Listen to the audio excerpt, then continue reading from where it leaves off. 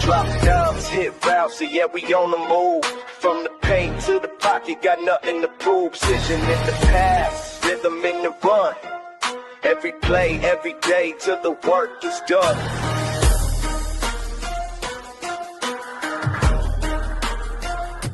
Yeah. Step on the field, I'm reading the D. Eyes wide open, ain't fooling me. Pump fake, sidestep. I'm breaking the press from baseline to sideline. I'm bringing my best. Snap back, quick glance. I'm calling the play. Hoop dreams and touchdowns. I'm making my way. No look behind the back. Threading the scene. Every angle, every shout. I'm chasing a dream. Drop times, hit routes in the deep, no doubt. From the field to the hardwood. Hear the crowd shout. Pass it, dish it. Through traffic. We find.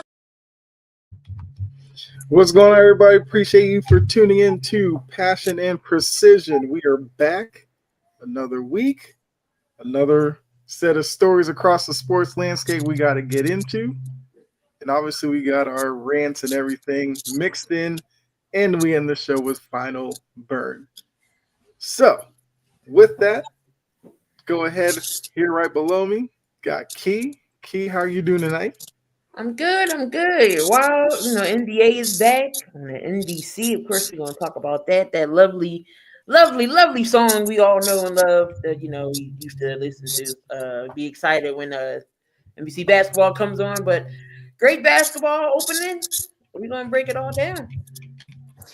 Yeah, absolutely. I will say the prime theme, I kind of like it.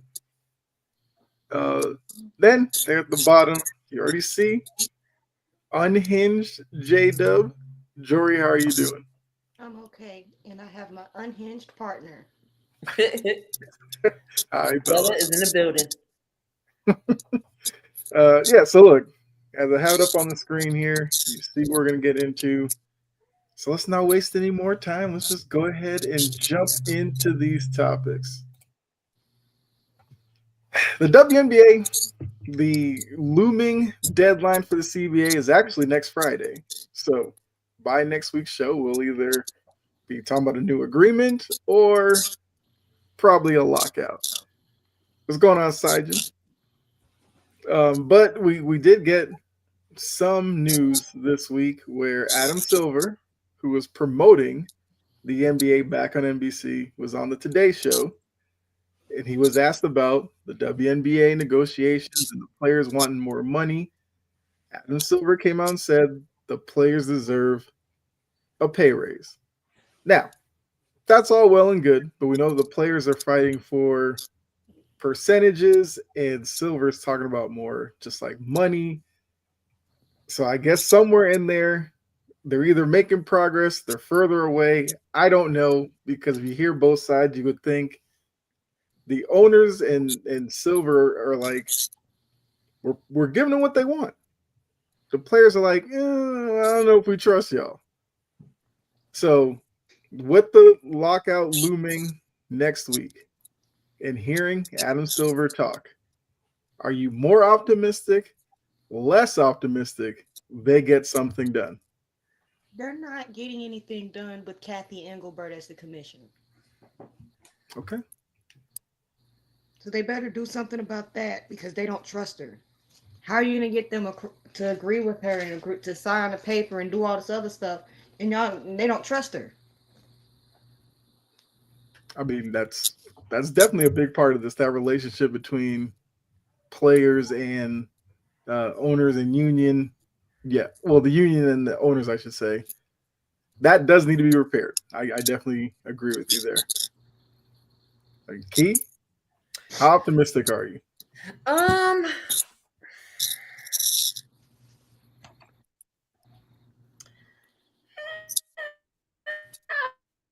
mean, I'm getting maybe a little bit optimistic. I mean, if Kathy would have said it, I mean, maybe I'd be like, okay, maybe not. But Adam is, he's definitely we going to step in. So let's just hope Adam does say what he's going to do, because the WNBA is growing. I seen the numbers that they had. I forget who said it. Because I know they're like maximum or like veteran salary is like or 200 something thousand or something. They just said maybe they said a mil or 2 mil. It's not. Mhm. They're not asking for NBA numbers. Like, Right. oh, the max contract that these players get $300 million. They're not asking for nothing like that. They're, typical. All right, if I'm going to be a vet, I can get 2 mil. Okay, let me get 2 mil or raise the rookie, salary not from 70,000. Give them some, something, they can handle. So they're not asking for astronomical money. It's definitely doable and something that they could definitely agree with. That everybody can be okay with. And so Hmm. I feel like they shouldn't have to go overseas. And then, Fee and her husband and Brianna Stewart, they thought about Unrivaled. So that's another where they can get revenue. So they don't have to go overseas. So some got to give. I'm not saying give them NBA money. They're not saying that at all. Just Yep. give them a little bit more what they deserve to get. That's all. Right. What's up, Tapa? Um, yeah, I feel like that's all this is really about. Because I think when a lot of people hear the WNBA players are, because a lot of them will say like we're looking for kind of NBA type numbers. What they are really talking about is percentages. They're not talking about like you said, Key, like they want 300 million because that would be foolish to do right now. Mm-hmm. But the players understand expansion is happening, which means growth, new TV deal, growth. So they're like, hey, we don't want to continue getting, I think it's like 9%. And I believe it's fixed at that, where I think the other thing was like the NBA with the players getting like 50, I think it's 50%. That also like determines the salary cap. That's not how it is in the WNBA. So I feel like they want something closer to that as well, because we talked about before.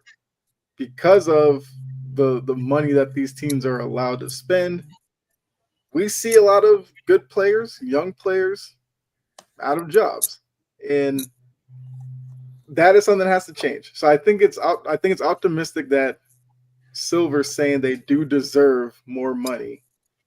I kind of agree. Maybe if Kathy had said it, you might feel a little bit better, but I don't know. I feel like Kathy's trying to stay as far away from this as she can right now because Look, she knows when WNBA. this player's going to be like, "Lady, shut up." Like, Look, if y'all, I promise you this: if y'all get sizes past the 2X, I would have had a bunch of jerseys by now.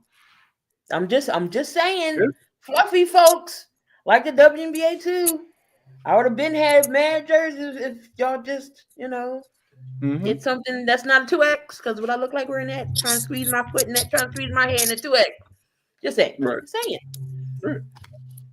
That is wild that they. Even on the men's side, like they got the men's that goes up to it too. Come on, y'all got big and tall guys that like the WNBA. Because don't get me wrong, there are guys in the stands when you pan around, they like the Mhm. WNBA too. Yeah. So you can't accommodate to their size. I'm just saying, WNBA, Kathy, come on, make it happen. That seems like an obvious one, but look. I mean, look. Like I said, by next week when we come back on here, we will know more about where the labor talks are. I still stand by the fact that this might be something that like midweek you probably get some momentum towards, because I feel like the players should understand. Silver, I feel like definitely understands. Work stoppage now is not what this league needs. So I think they're going to do everything they can, even if it's just a short term type of deal that leads into a longer term deal. Fine, but missing any games next year would be detrimental. I mean, we've seen baseball go through work stoppages and kind of hurt its credibility in the fan base, to where they went from America's pastime to, where are they on the hierarchy now? Like third, if they're lucky. Yeah, So we'll see. It's the cost of business for a growing league. Let's keep it moving. NBA World was rocked early in the morning. I'm sitting here seeing notifications and seeing Cash Patel up there behind a microphone talking about NBA, and I was like, what is going on here? We learned that good friend Terry Rozier back in the news for nothing on the court. He involved in this, and then maybe the bigger surprise, Chauncey Billups, who was like a fan favorite for his days in Detroit and Denver. Was coaching in Portland, and then they're like, yeah, he's kind of involved in this. And then the more that came out, we found out how involved he was with poker games, betting. It's madness. And you see the title, talking about Scene Out of a Bond movie. When you hear about the tech that was going on in these poker games, X-ray tables and glasses, I'm just like, is this Casino Royale? Like, what are we doing here? They had to talk. They were talking to Adam Silver tonight about it. Like, he doesn't want to be talking about a gambling scandal NBA opening week. But here we are. So, with all that, I know, Jordan, I know you've been waiting to talk about this. Terry, I guess the first thing, is this something that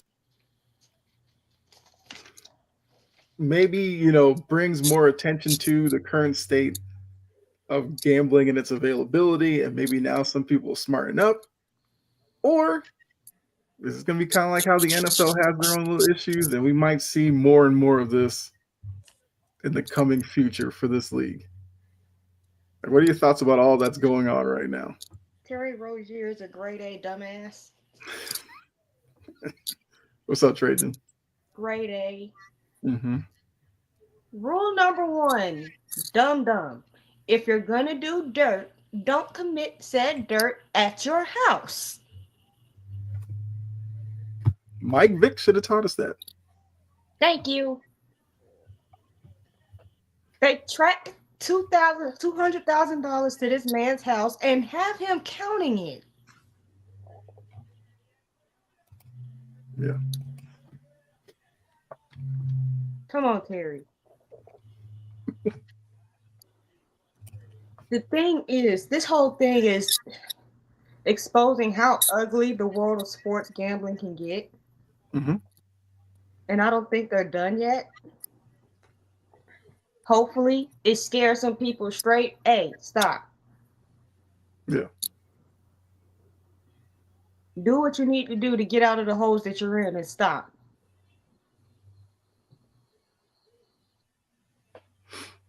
Yeah. Because I'm like, even with this whole thing with the tipping, Chauncey has been indicted in this one. Not indicted necessarily, but he's indicated in it. Was it co-conspirator number 8 or something? Yeah. And then when they start describing co-conspirator, I'm like, how many ways can you say Chauncey Billups without saying Chauncey Billups? Right. Like, to do that all for what should be pennies to you. Mm-hmm.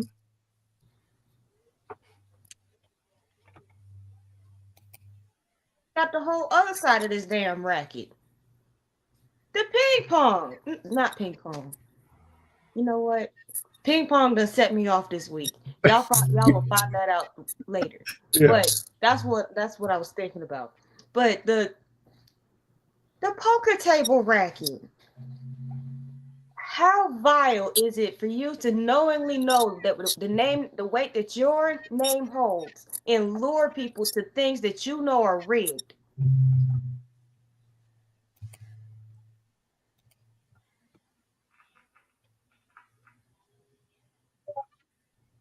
They had X-ray tables. They had card counters. They had modified contact lenses and glasses. And wait a minute, where's all that stuff at? Because I got the list. You have to go to that length just to get a quick buck. It boggles my mind. And then the Mafia. I didn't know they were still a thing in 2025. We still got the mob going on around these parts. They're just not But out. They got smart.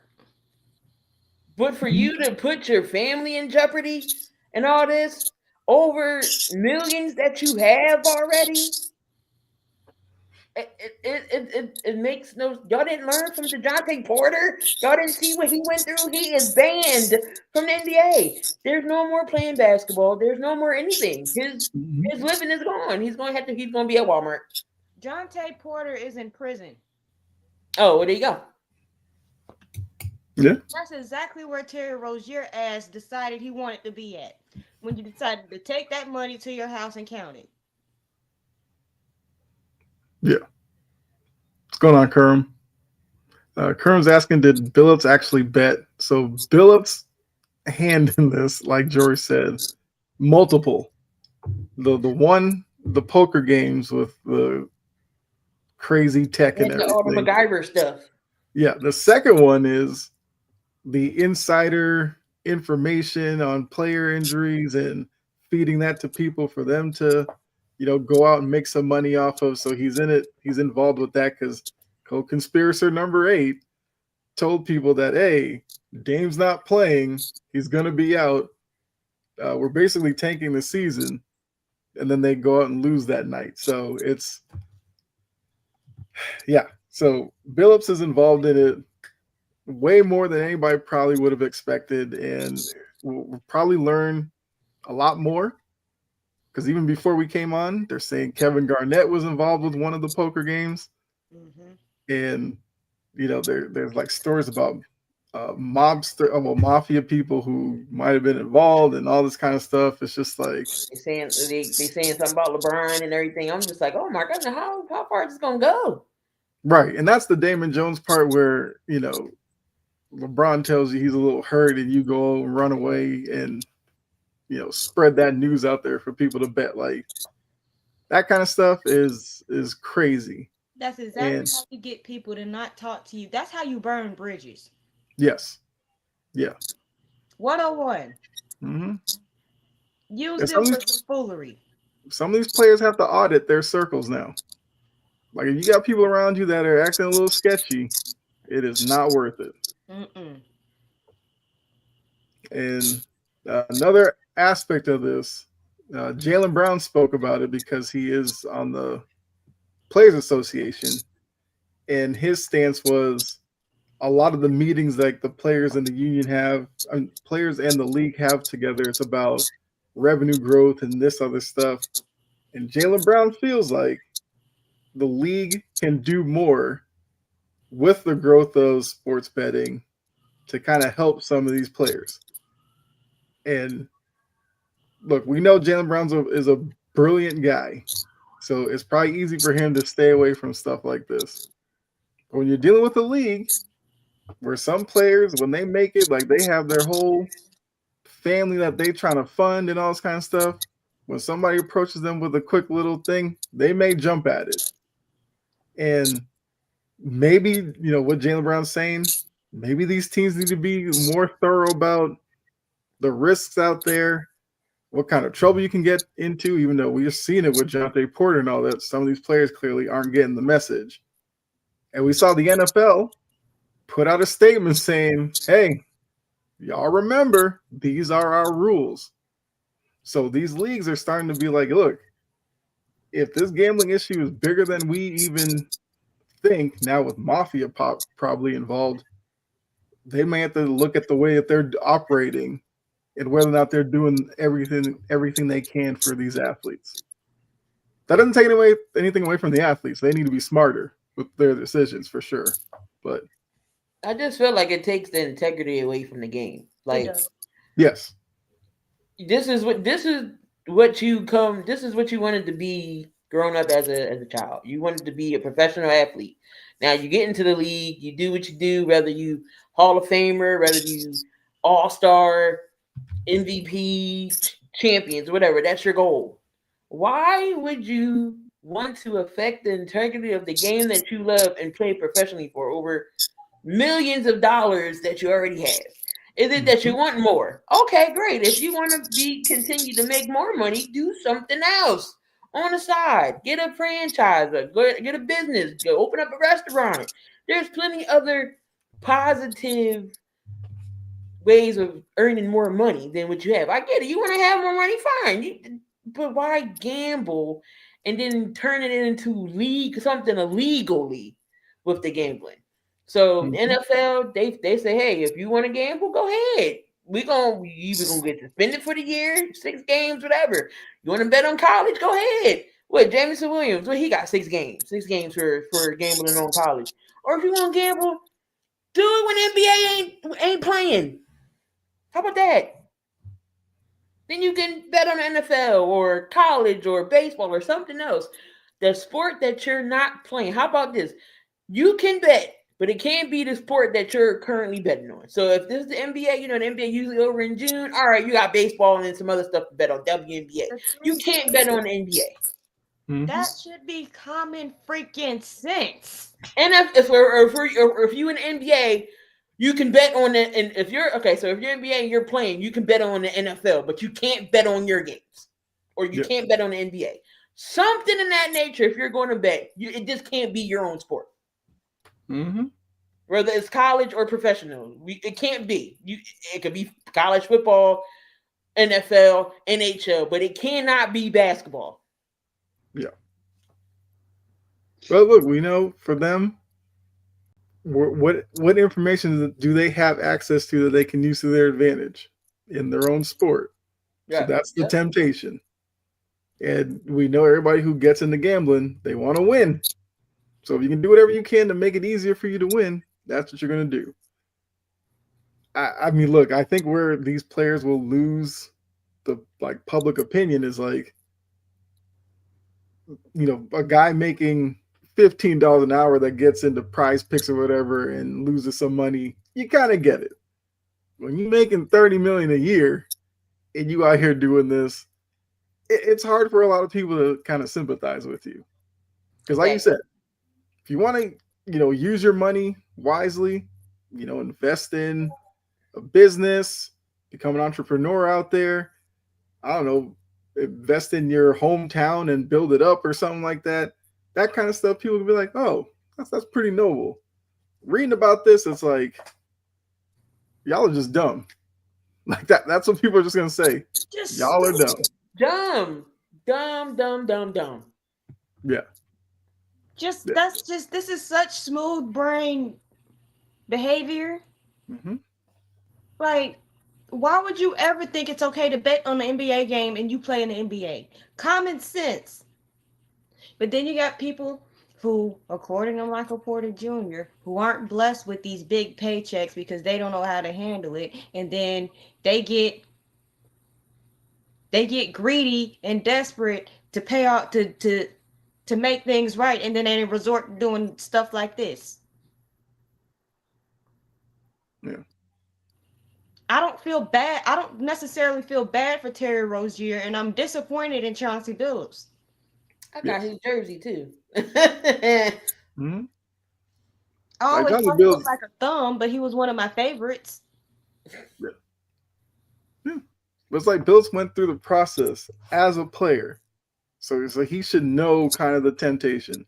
Then to be a coach where now you're tasked with a younger crop coming in and you being like the figurehead for them and making sure they play on the court, obviously, but helping them navigate through some of this as young players. Because some of these players with their upbringing, the first time they see all them zeros on a check, a lot of them lose their mind. They don't know what to do.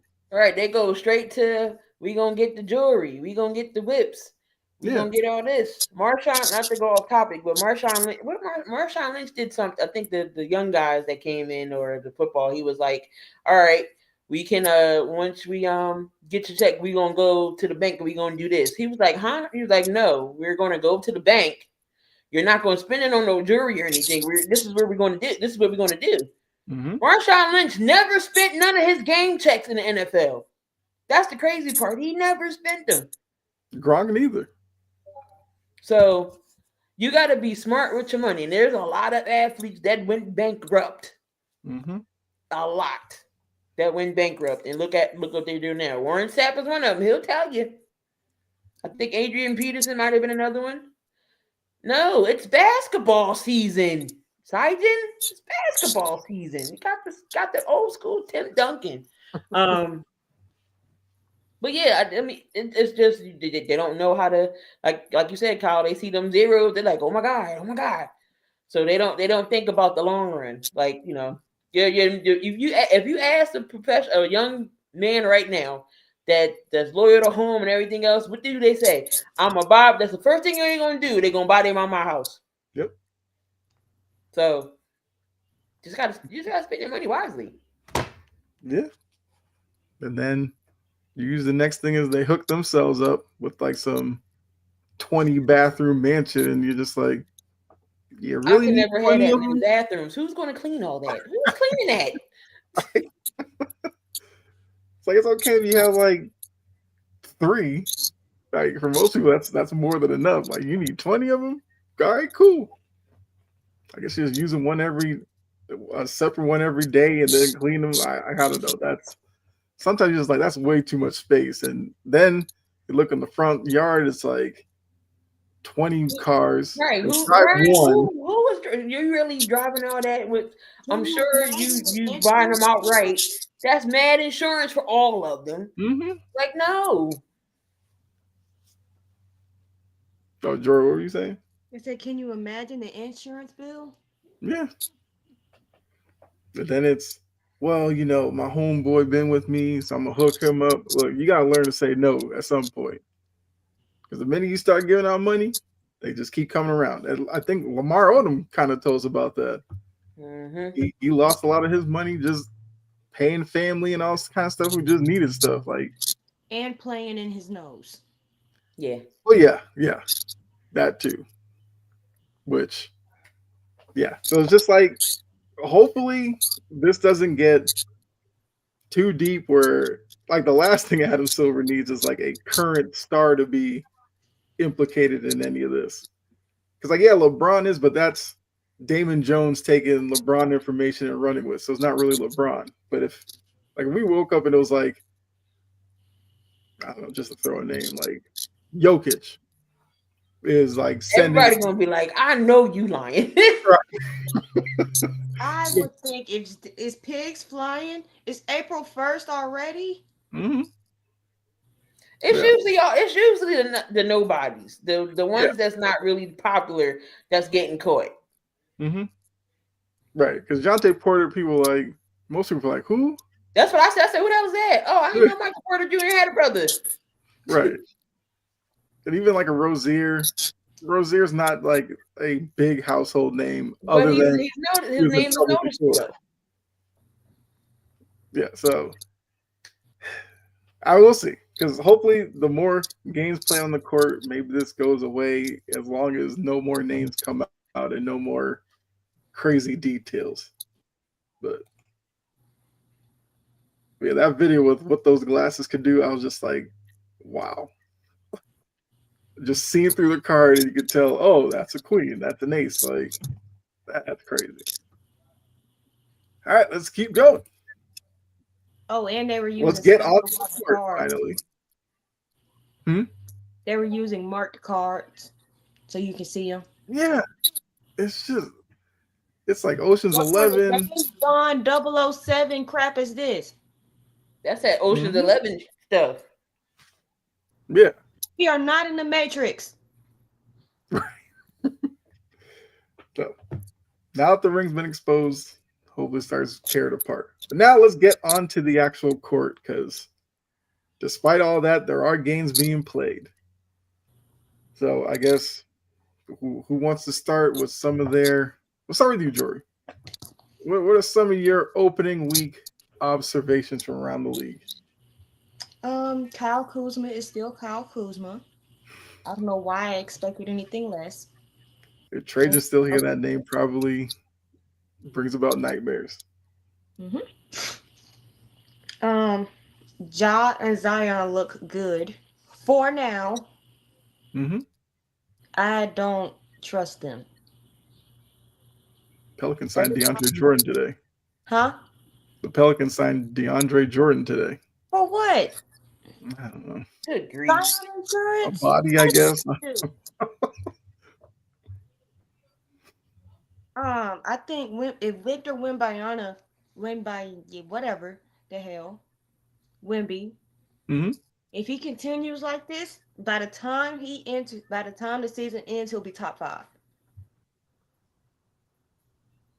Top 5 in the league. Okay.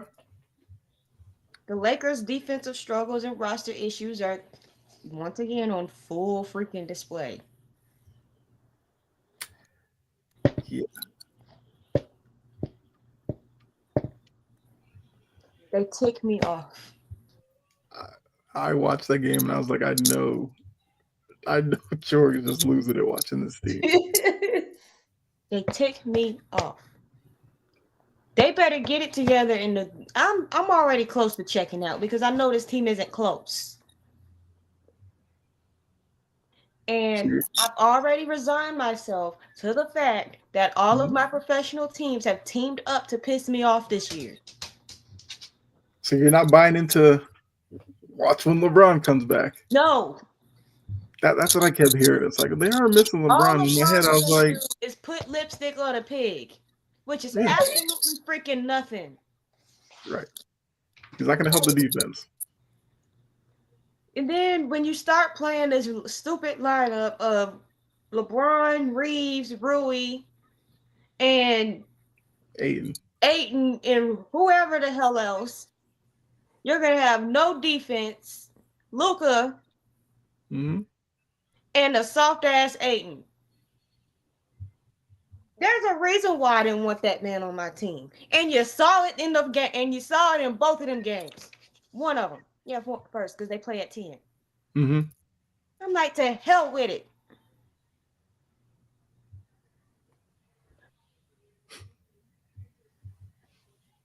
And I don't need to... for all the talk that Jackson Hayes does. Cardio king. That man was talking about getting into the Slovenian team to play with Luka. Slovenia don't watch you. Get you to actually play do something worthwhile. Do something other than run your mouth and run up and down the court. Mm-hmm. Gabe Vincent. Send this man back to Miami expeditiously. Burn, jury trying to get you back, Gabe Vincent. Take him. Bronny is a waste of space. A complete waste of space. And that's the one player on this roster that just pisses me off because we could be filling up a hole somewhere in this roster, but because his lumpy-headed shaped ass is on the roster, who can't make a shot if his mama was drowning. That's bad. To hell with the Lakers right now.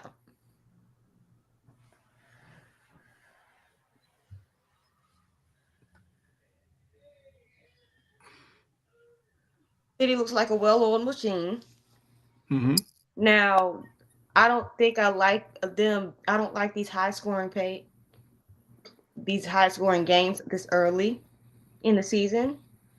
Can we keep it a little bit? Because 141 is ridiculous. You don't want him back. You don't want him back.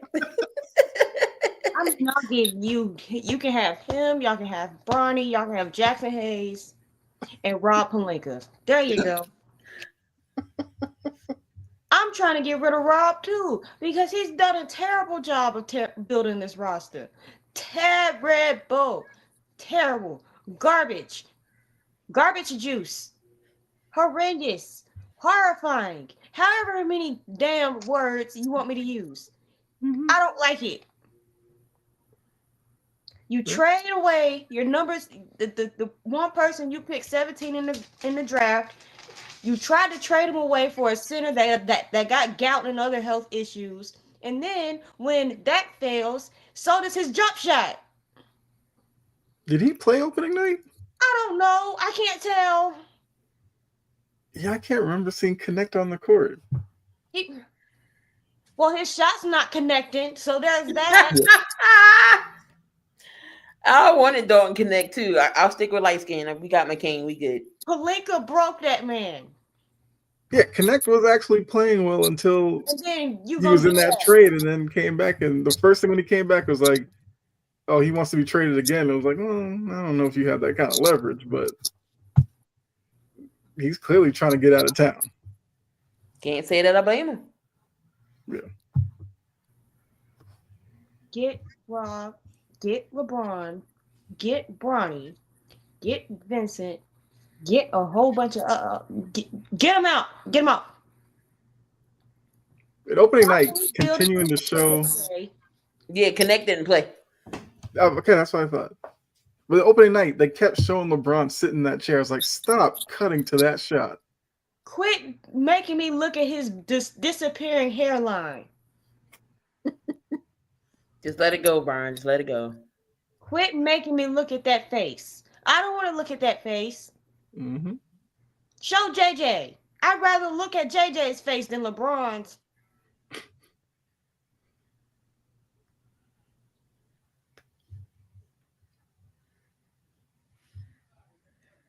Sir, I'm going to give you a little bit of leeway, but it's not going to be much. He was terrible.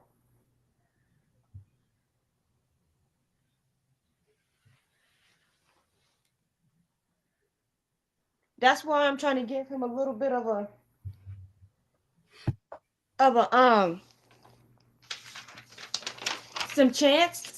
a chance, but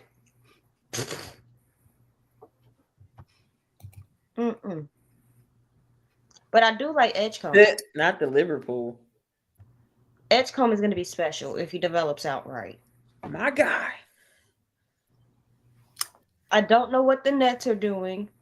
The Hawks are doing this exact same type of BS that all Atlanta teams do. They come in the preseason, into the season with all this hype and all this expectation, and what do? What do they do? Nothing. They drop the first 2 games. Just like the Atlanta Hawks do.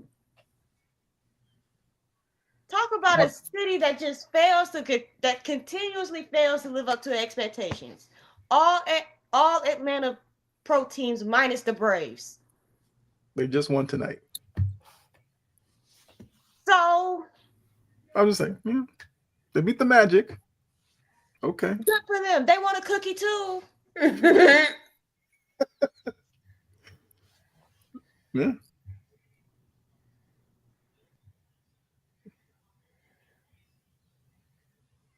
Cleveland or Miami. Mm-hmm.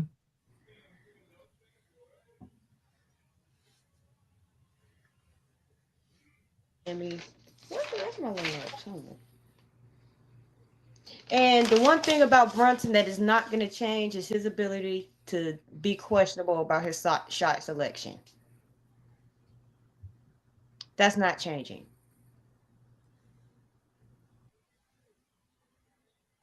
Yeah. Mm-hmm. He might have to do some. The Warriors couldn't stop Aaron Gordon. No, they sure couldn't because they don't really 30 points off of threes and then 20 more points from the floor. That's crazy. 10 for 11 from the 3. 10 from 11 from the 3. May never ever see that performance again from Aaron Gordon. Probably not. Not no 10 threes. Mm-mm. But Aaron Gordon's good with that at the 4 spot for that Denver team. So, Jokic had a triple dub. Did it go to waste? Yep. They still got holes on that team. Granted, you got rid of the one big airheaded leech that was just really just sucking the life out of the team, man. And Michael Porter Jr. I'm so glad he in Brooklyn. I ain't got to worry about what the hell coming out of his mouth. You know, I had to block him. He's the first professional athlete I done blocked. Because every time I see him do something on that podcast or see something that he tweets or something, whatever, I want to throw something at the wall. Because I'm Mhm. like, are you stupid or are you dumb?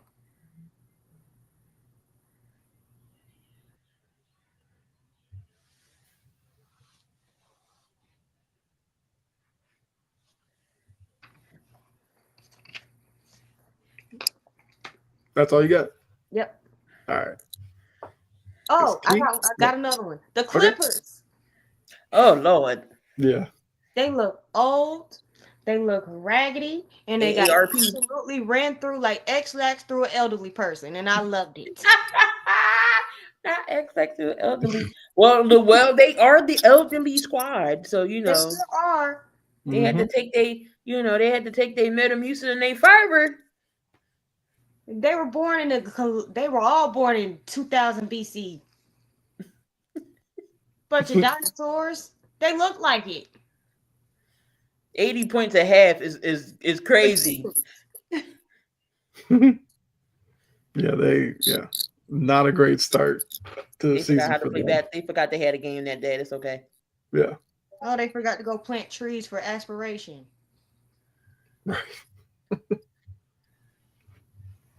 Suns play the Clippers tonight. Oh man, that should be a lot of fun. The Suns, which are Devin Booker and a bunch of question marks versus an old Clippers team. Devin Booker, Sharman, the chairman for Sharman Ultrasoft, and Yusef Nurkic, and a bunch Jalen of. Jalen Green, Jalen Green, Mr. Wingstop. Grayson Allen. Yeah. I'm gonna date a 40-year-old that's old enough to be my mama, Jalen Green. Yeah. He likes the older women. He likes the cougars. He gonna be burying her. There is that. He is. I know that. I mean, I shouldn't have said that. That was rude. That was really rude.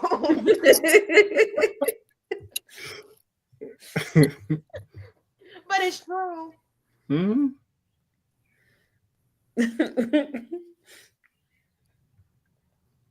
Okay. I mean, we knew what you meant. You just got caught up in, It was still funny though. yeah, it was. It really was. The Rockets are gonna be. They're gonna have. They need some time to jail. Yeah. Hmm. Yeah, that's true. All right. It's key. Got any Opening observations? week was definitely good. We got to see two double overtime games from OKC. Um, Hmm. Shea, I think he hit 50. He had 50 points too, I think, or close to it, or something like that. But they end up winning. Yeah, he was close to it. Um, Yeah. OKC still starting off in rare form. Of course, they're the favorites to go back. Wimby went off. He did. Wimby been working in the off season with Kareem, and that's gonna be scary. That's scary already. Yeah. You already seen his foot. He got crazy footwork to be 7'4". A 7'4" guy shooting a three is is Hmm. is crazy. Wimby has really improved in the post game, and I noticed that. I'm like, wait a minute, where you Yeah. come from? That's what Um, that's what Olajuwon does for you. so far Zion didn't look bad. He's playing okay for right now. Ozempic. We just gonna call him Ozempic Zion. So he lost all that weight. Luca didn't look bad either. Him losing weight too. He had a triple double, but of course the Lakers can't stop a nosebleed. So Good opener for the Sixers. We'll talk about Joel later, but Maxi and Edgecombe did their thing. Edgecombe, BJ gonna be special. I know a lot of people want to Ace Bailey. No, I think we picked the right guy. We picked the right guy. We got the right guy. Hmm. speaking of Um, Ace Bailey, Utah. I mean, they're just a lot younger than the Clippers, but Utah, look at you! Oh, you finally got a signature win. Oh, they got Wesley Kessler and and marketing over there, Nate Bailey. Mhm. Some names finally put together a worthwhile roster. Took them only 2 decades, but you know. Indy surprised me a little bit. I know they don't got Halliburton, but they still got Siakam and those guys. They got Mr. Halliburton, teacher, on the sideline there with his pink sweater, looking like a substitute. Why does he look like Arthur? Oh my God, he does! I'm sorry, y'all. I'm on a roll. Wow. Between that and the 2K commercial, you keep seeing him, and he just does that creepy face when he's. It's just like, come on, man. He was on that sideline. I'm like, I was just every day, Yeah. just singing the Arthur theme song in my head because I'm like, that's exactly what you look like right now. He started to dunk too again. So, Okay. but he didn't say what Tatum said. He's coming back this season. Yeah, Tatum's telling everybody. Don't expect me to sit out the whole year. Oh boy. Don't push yourself, Jason. Right. Well, his doctor said the fact that he did the surgery so soon after it happened is why he's made the progress that he's okay, made. it makes sense then. Yeah, I don't know. So he got because then he do it like the next day. He did like hours after. That was crazy. Yeah, so he didn't waste probably any time. Yeah, sped up his healing. Mm-hmm.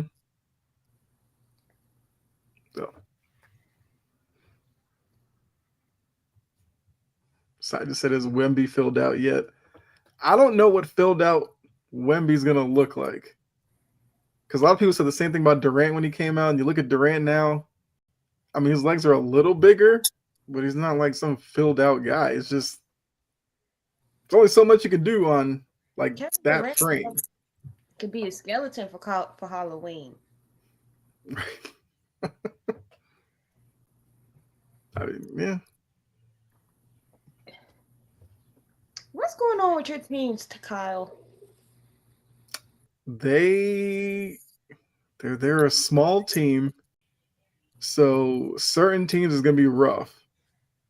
They are playing a faster pace with a bunch of new guys, and I think they have to get used to each other.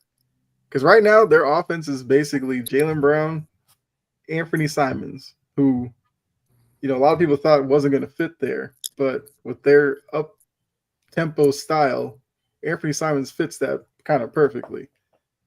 They're gonna have to figure out rebounding.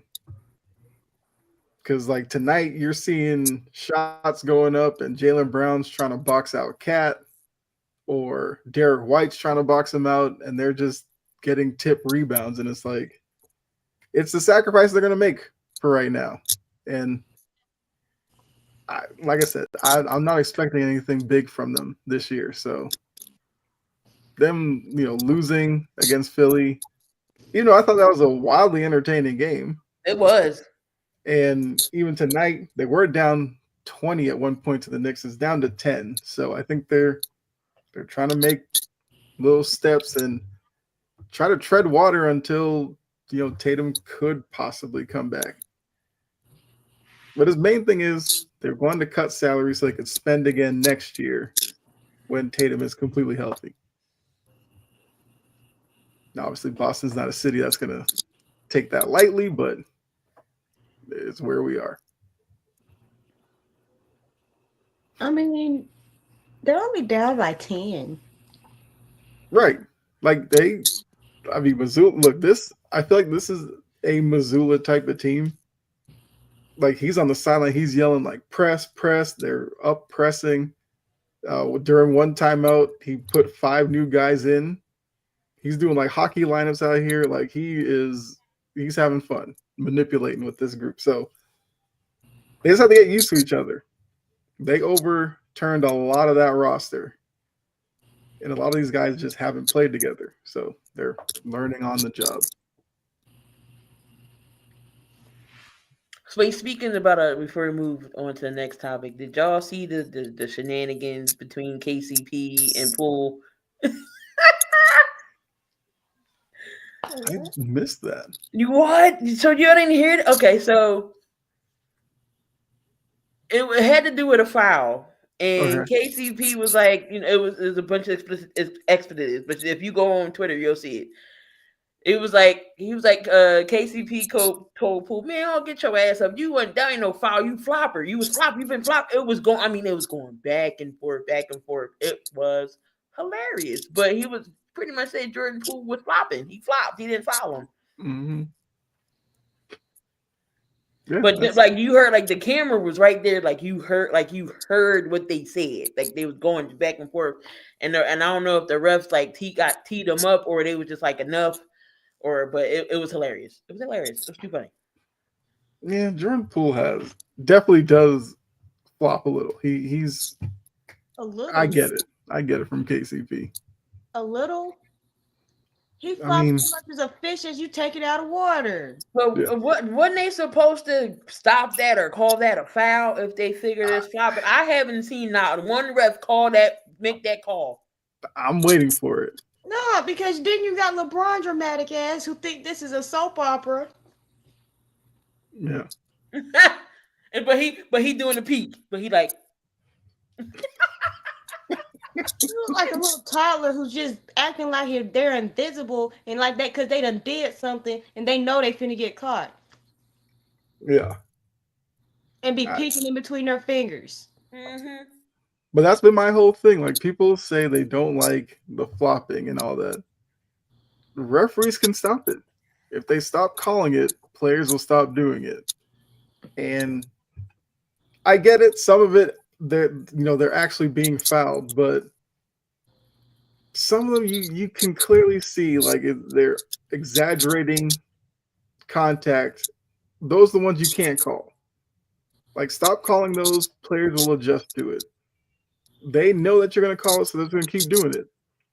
Because look, people are already talking about SGA because he's attempted 40 free throws through 2 games. That is crazy. It is, but SGA is really good with body control. He gets defenders on his back, and they usually bump him, and he gets the call. So, He's a foul merchant. That's what he is. but if they're going to keep calling for him, he's going to keep doing it. No reason not to. That's what I'm saying. The referees can control a lot of that by just stop calling it. Quit rewarding bad behavior. Yeah, and you're bailing out guys a lot too. Because a lot of these guys now, when they go to the rim, they don't even care about making the shot. They're searching foul contact. Those are the ones I'd be like, yo, they fall on the ground, you tell them to get up, we're going down the other end. Or I hate where they go to like, they'll drive they got the ball and they're driving and they might push off the one defender or they see him coming, they're going like they get him to stop, he gonna push off and it like KD, you already knew that SGA was gonna pump fake you and you bit. Mm-hmm. Yeah. Like ones like that, if I get you up in the air and you jump into me, like, yeah, call that. But I even hate the ones where they like jump kind of straight up and down and the guy jumps into them. Right. And they give the guy the foul still. Yes! And I'm like, well, those ones I can't stand. Yeah, right. Yep. Yeah, those ones I can't stand. Because at that point, that. as a defender, what do you just want them just to stand there and put their hand up? Fine, we'll do that. But a lot of these guys are still going to make the shot. That's just like in the NFL, like when you got a defender coming, trying to play the ball, and it's just so they get hit, and they call him for like an offensive, unnecessary roughness, 15-yarder. What do you want the defender to do in that? And he's going full speed motion. He can't stop himself. Like he's not intentionally trying to do it. He had nothing to do there. So stuff like that I hate. I feel like the refs should be able to make a judgment type of call, whether it's going to be a foul or not. Or you can actually put the offensive foul on the other player because you're baiting him in the foul you like that. Like, no. Like, yeah, I agree. This is why everybody's like, bring back that 90s basketball where everybody's just clutching and grabbing. But I want to see him fight. Bring back fighting. I mean, how many people in this league really want to fight? Just Draymond Green. What's the problem? Yeah, Draymond. We don't have the Morris twins anymore because they're just unhinged. Yeah, if you look around, like, who do you really think would get into a fight if it came down to it? Dylan Brooks. Dylan Brooks. Man, Dylan Brooks probably would. But it's funny, but his white side come out or his black side come out, we don't know. Yeah. But it's like, would you see KD? Well, actually, I don't know. KD looks like he might throw a swing, and that might be all you get from One little long arm, long ass skinny swing. yeah. It was like, Chris Paul's an agitator. You think he wants to actually fight? No. We know That's Steph Curry's. Thailand. We know LeBron's not really fighting. No, because he's soft. Right. Get him off my team. That's the one thing I want for Christmas. Well, yeah. Look, we know unfortunately he's gonna play the year in LA, and then we get a whole off season of, is he gonna retire? What's he gonna do? And we know how that goes. But moving on. Yeah, see, Green will choke you on live TV. He don't care. That's Rudy. Mm-hmm. Steven Adams. Steven Adams would fight. There's a guy. Mm-hmm. And Zaza Pachulia. That little dirty POS. I feel like Westbrook can swing on you too. He sure will. Yes. Yeah. There's a few guys. Let's switch gears to NFL. A staple of the show. What did Tua do this time? So this time, and shout out to these Miami reporters. They love kind of getting under Tua's skin here. They sure do. So they're like, hey, Jalen Waddle's out there. Well, how can you not throw the ball to him?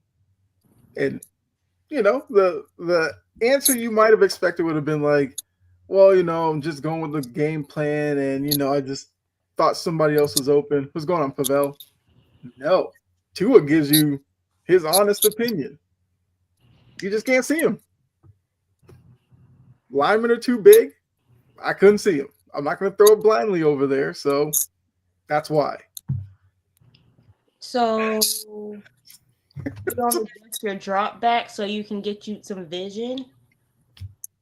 You can roll out a little bit, create your own sight lanes. Like, you can do all this.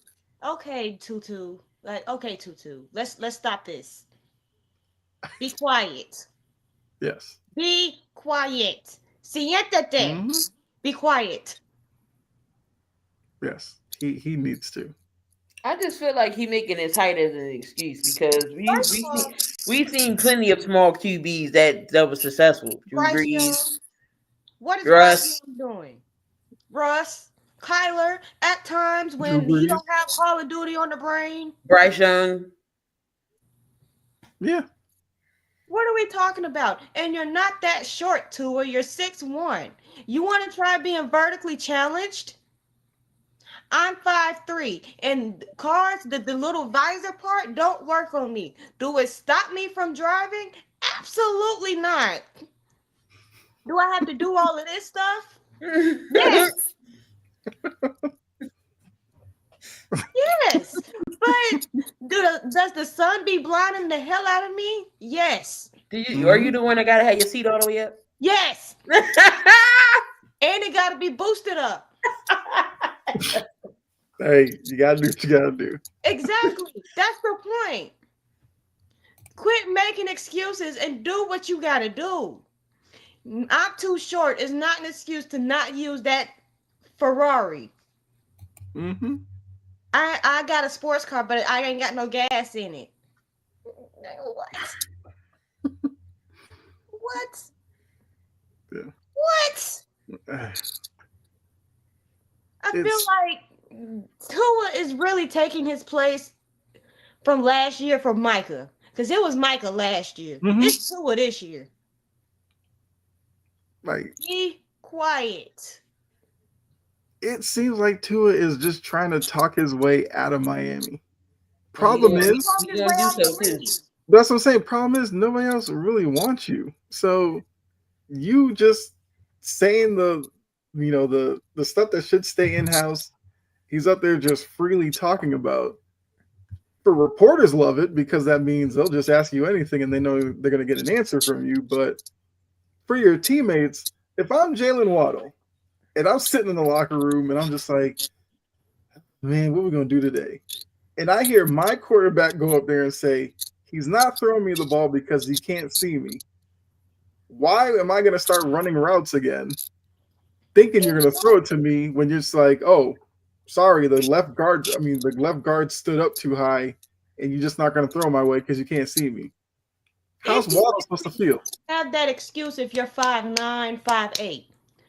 Tua is 6'1", and he doesn't get to say that crap. And the thing about the whole thing with Jalen Waddle, you act like you didn't throw to the man in college, so that I can't throw to him because he's short is a crock of crap.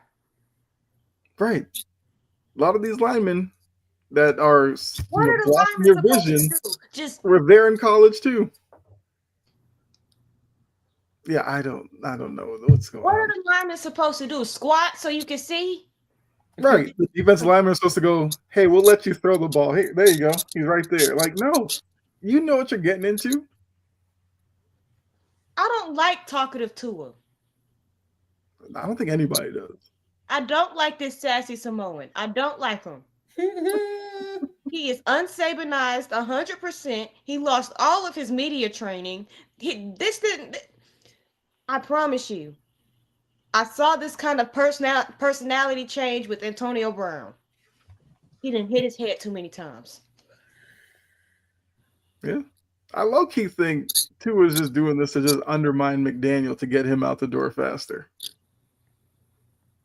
And then you got McDaniel on an count. For at least once every like post-game press conference, he gives an answer where you're just like, did you hear the question? Or did you forget the question halfway through and just stumble through an answer? I'm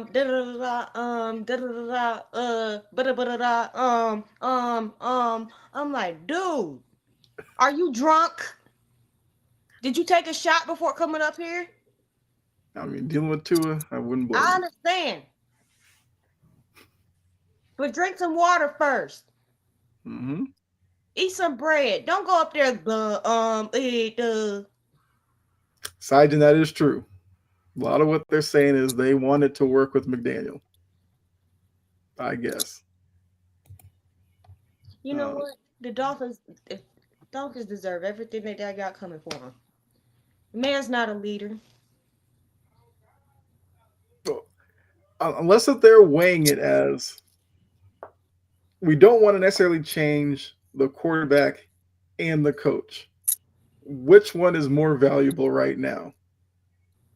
Mr. Turnover Tua or high fashion McDaniel, who's an offensive genius, but maybe the quarterback just isn't running his system correctly. I don't know. He ran it correctly a couple of years ago. Well, for some reason, he's not doing it now. Well, he needs to fix it. Yeah. 10 interceptions, 6 fumbles. I can't blame McDaniel for that. Damn, that's through 7 games already? Yeah. Wow. He leads the league. Well, he's tied for league in interceptions with Geno, and we know Geno's had quite a few of them, and he's the league leader in fumbles. So he leads the league in turnovers, and he gets mad when people mention his turnovers. Well, my turnovers don't occur in bunches. Well, like there's damn sure aren't singular turnovers. Mm-hmm. Them things come in bunches like grapes. Like, what are we talking about? Yeah. You can have a 3-pick game and fumble 2 times. What are we talking about, Tua? Yep. What are we talking about? Accountability. Everything that you have learned at Alabama, I think you have forgotten. Mm-hmm. If you're Miami, you've learned. He didn't like the tough approach from Flores. You got him out. You went with warm and fluff. You went warm and fluffy with McDaniel, and Tua's not looking good either. And the rest of the team stinks too. So they need to figure it out. As a Patriots fan, I hope they keep the 2 of them forever. I don't care. Like, What quarterback? Okay, what quarterback would fit the Dolphins right now? Nobody. But Tua. I would try anybody. Look, Quinn Ewers is there. He didn't Trot have the me up out of greatest. there. Trot me out of there. Just it doesn't make sense running Tua out there week in and week out because And he's then, just going to do the same stuff over and over. and Look, for Mike McDaniel, Quinn Ewers may stink as a starter too. I'd rather give him a shot. but for Mike McDaniel to then go on a press conference, I feel like him and Tua are in a competition for who can say the most stupidest crap on a microphone. Mm-hmm. Yeah, Tua's our starter, but I expect not to throw 10 picks. And I expect $1 million in my account by tomorrow. Good. Yeah. That is a very poorly timed, sarcastic little hee unserious jab. And that's literally what Mike McDaniels is as a head coach. Unserious. Yep. Yeah. Well, I mean, we'll see what they do this week because clearly they're married to each other, and the success of the Dolphins is going to rely on those two. Well, I mean, it could because McDaniel is looking at it as the quicker you fire me, the quicker I can get that next OC job.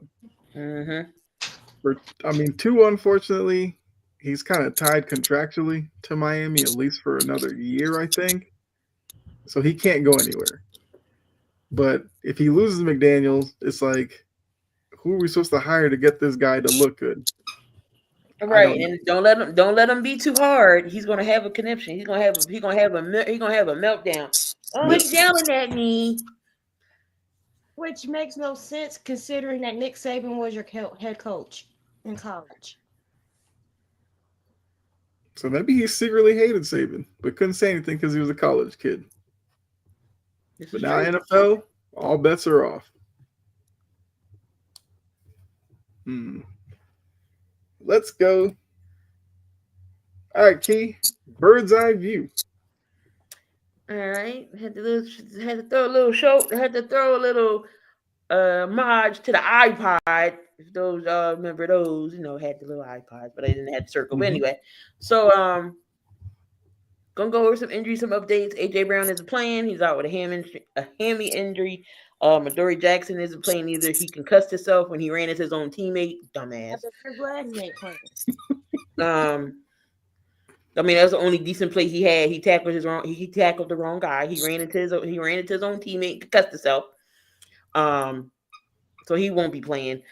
So don't know what the game plan is going to be on Sunday, but I feel like this will be Saquon Barkley's breakout game. No AJ, but you do have Devontae Smith. We'll probably see some Jahan Dotson. John Mechie may get some reps. Also, we brought Bennett. Karen Bennett is back in practice. I'd rather have him start over Bennett over Adoree and Kenny Ringo any day of the week. I'm not saying he's the saving grace, but he will be better than them two. And I know him being out, he even said, he got to find a rhythm to get back in the thing. But I still think he'll be better than them two. Brandon Graham retires. BG is back. Since Zadarius Smith retired, so that opened up a roster spot there. So BG even said he didn't want to retire, but he knew his rotation, his playing wasn't going to be all that great with the team, and I don't think he wanted to go to another team. So he just to me retired, but he still was in shape. He still was doing in football shape. So I don't think he loses a step. He'll be there to help out the young guys, to motivate that defensive line. The trash talking is back.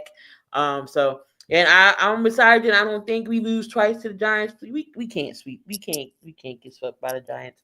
I think that front has to get more pressure on quarterbacks. I feel like we should have sacked Wentz 99 times like the Chargers did last night. That should have been us, but we got to get some type of pressure to Dart. We got to be able to tackle because it feels like we couldn't tackle Scatterboo that last game. Just made him look like Barry Sanders. So pressure dart to where the point where he can't get the throw because the Giants are using the recess receivers, the 3rd, 4th, 5th, 7th, 10th, and 9th receivers on their roster because Neighbors is out, unfortunately, at the end of the year. Apparently Neighbors haven't had his surgery yet because I think he has some swelling that has to come down. Well, damn, how much swelling did you got? So pressure dart strikes again. This would be Saquon's breakout only because AJ's not there, but you still have Smitty, who's a capable receiver of catching everything that Jalen throws his way. Jahan Dotson again. This may be that type of game where Saquon has to break out and run. So we'll see what our offensive coordinator does. But there's really no other big updates. I know BG, besides BG coming back and we getting some of the players that were hurt coming back, and then we have a bye next week, so we get more rest. Oh, Cam Jurgens isn't going to be out there, so I don't know who's going to be our center. Probably Landon. We'll see how that offensive line is, but I know we have been playing the best offensively on the line. I know we banged up there too, but hopefully we can offensive line will hold up when it comes to blocking wise. And again, Kevin Petrullo, I say this every week, and maybe this week will be the week that you listen, sir. Please stop running Saquon Barkley up the middle for the 8th time because we're in week 8. They are stacking the box. They are stacking the box. And again, they are stacking the box. Saquon cannot run up the middle. Please bounce them to the outside. Where's the screens at? What are we doing? Saquon can catch out the backfield. Go more under center. Jalen Hurts looked great. Let me not say great.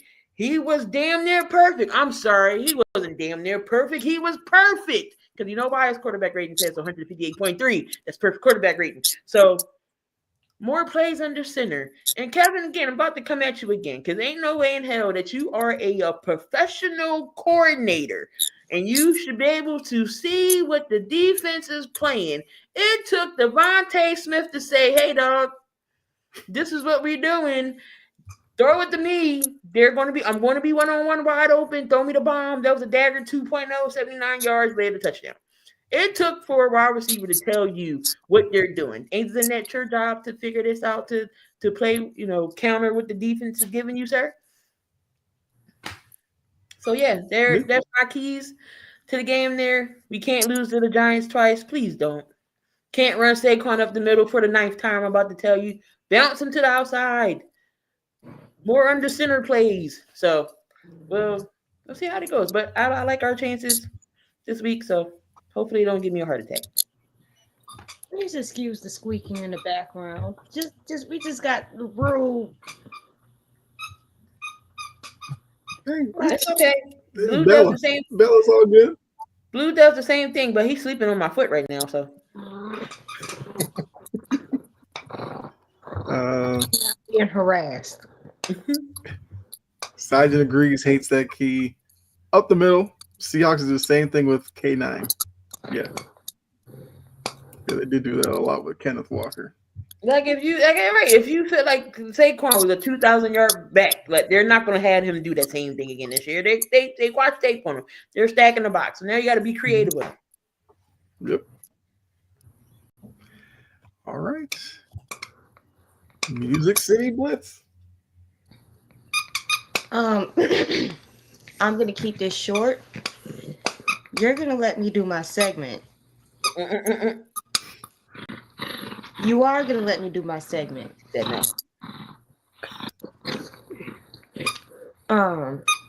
Injury. Calvin Ridley is back out with his hamstring. Jeffrey's not playing. I kind of don't want him to play because we stink. I like how the offense looked at the first 2 drives. I liked it. I liked it way better than anything Callahan did. It looked progressive. We can build off of that. Now, the thing about that game that really pissed me off is Cam and his ball security. And I'm being patient because he's a rookie. He's gonna have to work on that. Because that game only got out of hand after he fumbled. Mm-hmm.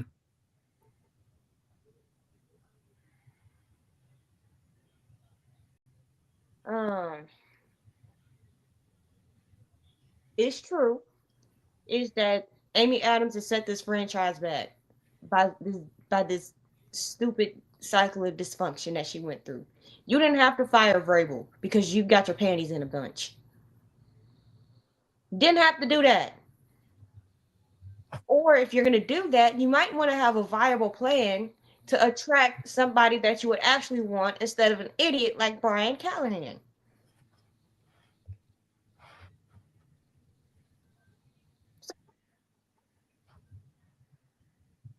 Much talent on his team for them to be set back for a whole damn decade. But if she can get out of the way, hire the football people and let the football people handle the football business. Or do what old girl is doing up 65 in Indianapolis. Put on a headset, learn the game so you know what the hell is going on. The fact that when you fire people, you're not there to be there, the one that's answering these questions and all this other stuff. It kind of ticks me off because it sets other people off. I'm okay. I'm okay. I'm okay. Really? Really? I think Luke is hurt. Oh. He's holding his hand. Season over.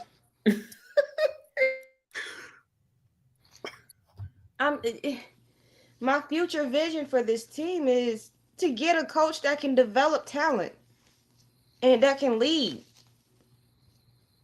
And I feel like we can go far. But I think this year is a lost year. It's a wasted season.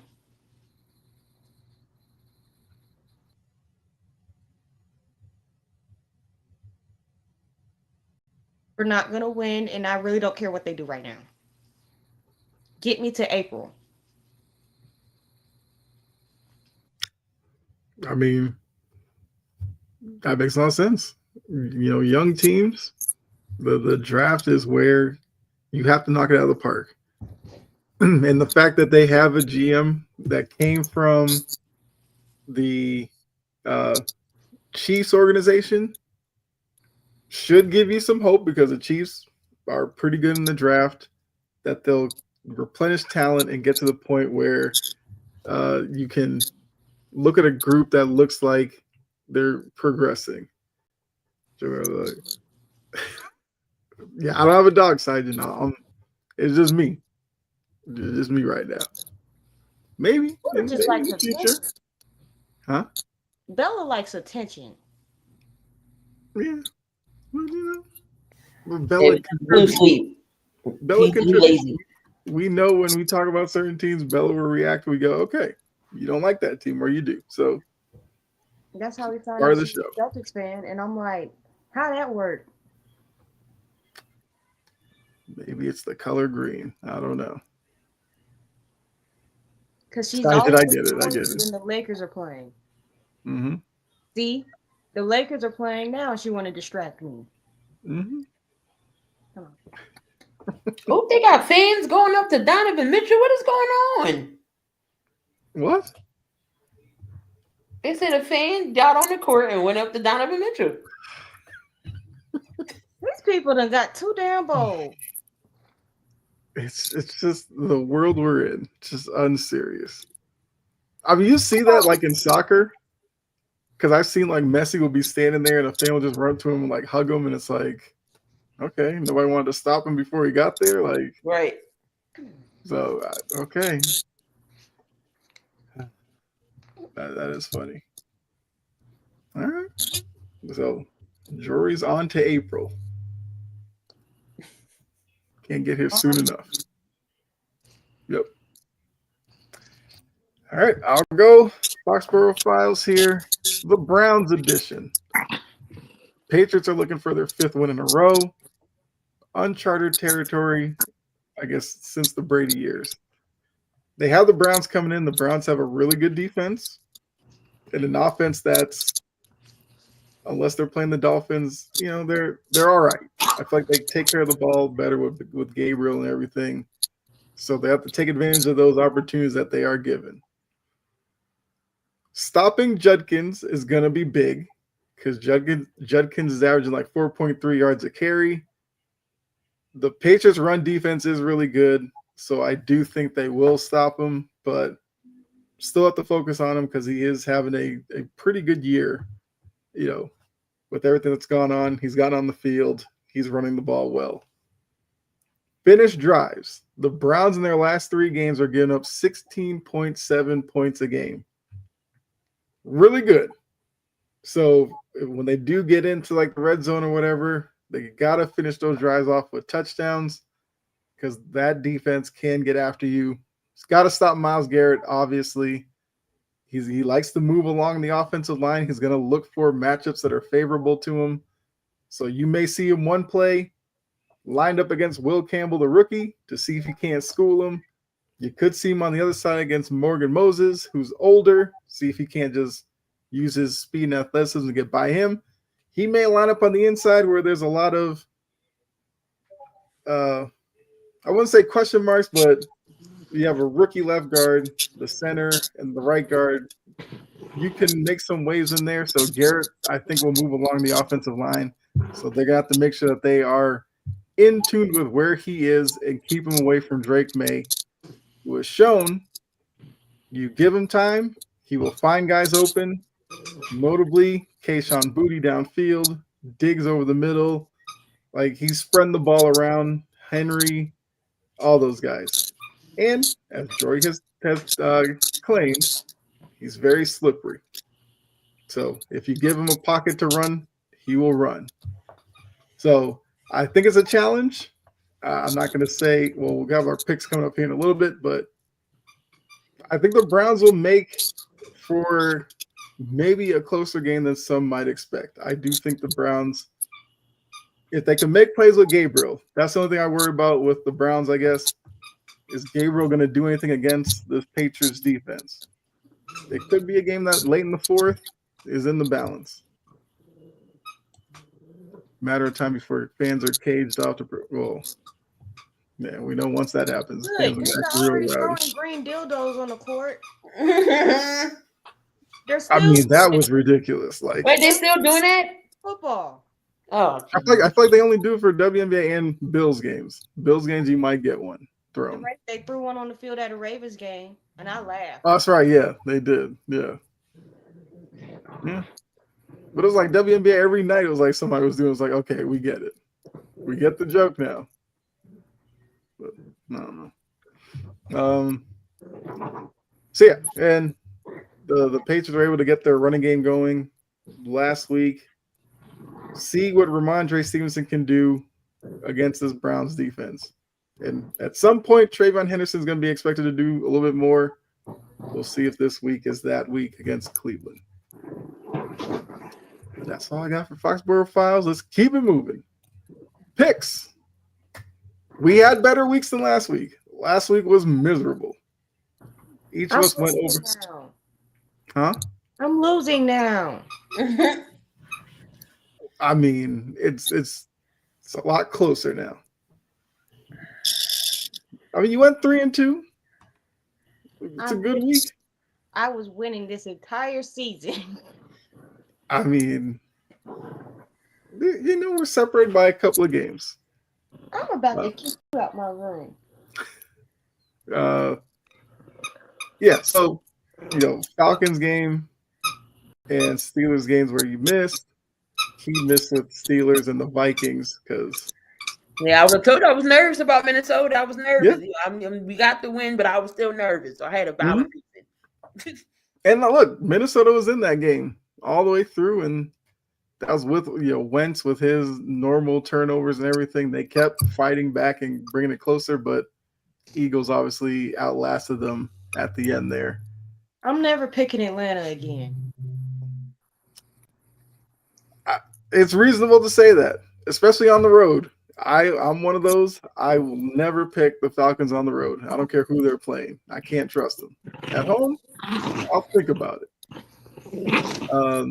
I actually had a perfect week. That's the only reason why you are down now. That's it. Trust me, it probably won't happen again. Moving to this week. Here are Jory's picks for week 8. I'm glad that the Chargers got one right. But I knew they had a chance as long as Wentz kept giving it to them. Mm-hmm. And eventually, a Jim Harbaugh-led team. It's Jim Harbaugh, right? John is the idiot. Okay. I'm really about to kick you out my room. Yeah, John is Mr. Baltimore.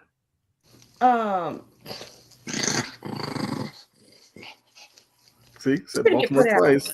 Said Baltimore twice. She growled. Not a Ravens fan. She couldn't get put out. I had that. I have the Bears beating the Ravens. I don't know. They're lifeless. And I don't think the ping pong, the basketball hoops, or the video games are the main reason why they're losing. And it's not really the injuries either. It's the scheme, it's the coaching. Harbaugh's voice don't run stale. Todd Monken in this Mickey Mouse Clubhouse play calling is so ridiculous. Zach Orr is a terrible defensive coordinator. Marlon Humphrey is so busy worried about eating 50 hot dogs instead of covering a goddamn wide receiver. The Glizzy tour is crazy. That's Marlon wild. Humphrey is Baltimore Tua. Just stop talking. And Kyle Hamilton is busy calling the Ravens fans spoiled. Mm-hmm. You can't. Matabike might have to medically retire. That's right. He did hurt his neck. Yeah, Lamar's back, but they weren't doing jack squat with him. Yeah, he's practiced multiple days in a row. It looks like he's gonna play. They weren't doing anything with him. Mm-hmm. I think they're finished. And the Bears have a system where they can really give Baltimore hell, especially that secondary. Mm-hmm. And that's their problem. The Ravens' issue is they far too invested into that secondary and neglected other areas of the team. And then you sit over here and you act like Daniel Falele isn't an issue. He is an issue. I really am about to put you out my room. Like, let me finish. He's around on the line, pirouetting and spinning around, doesn't know the assignment, can't block, can't make somebody say, ow. What does he do? Can you press or push to start? Can you do something? Mm-hmm. Like, let's be for real now.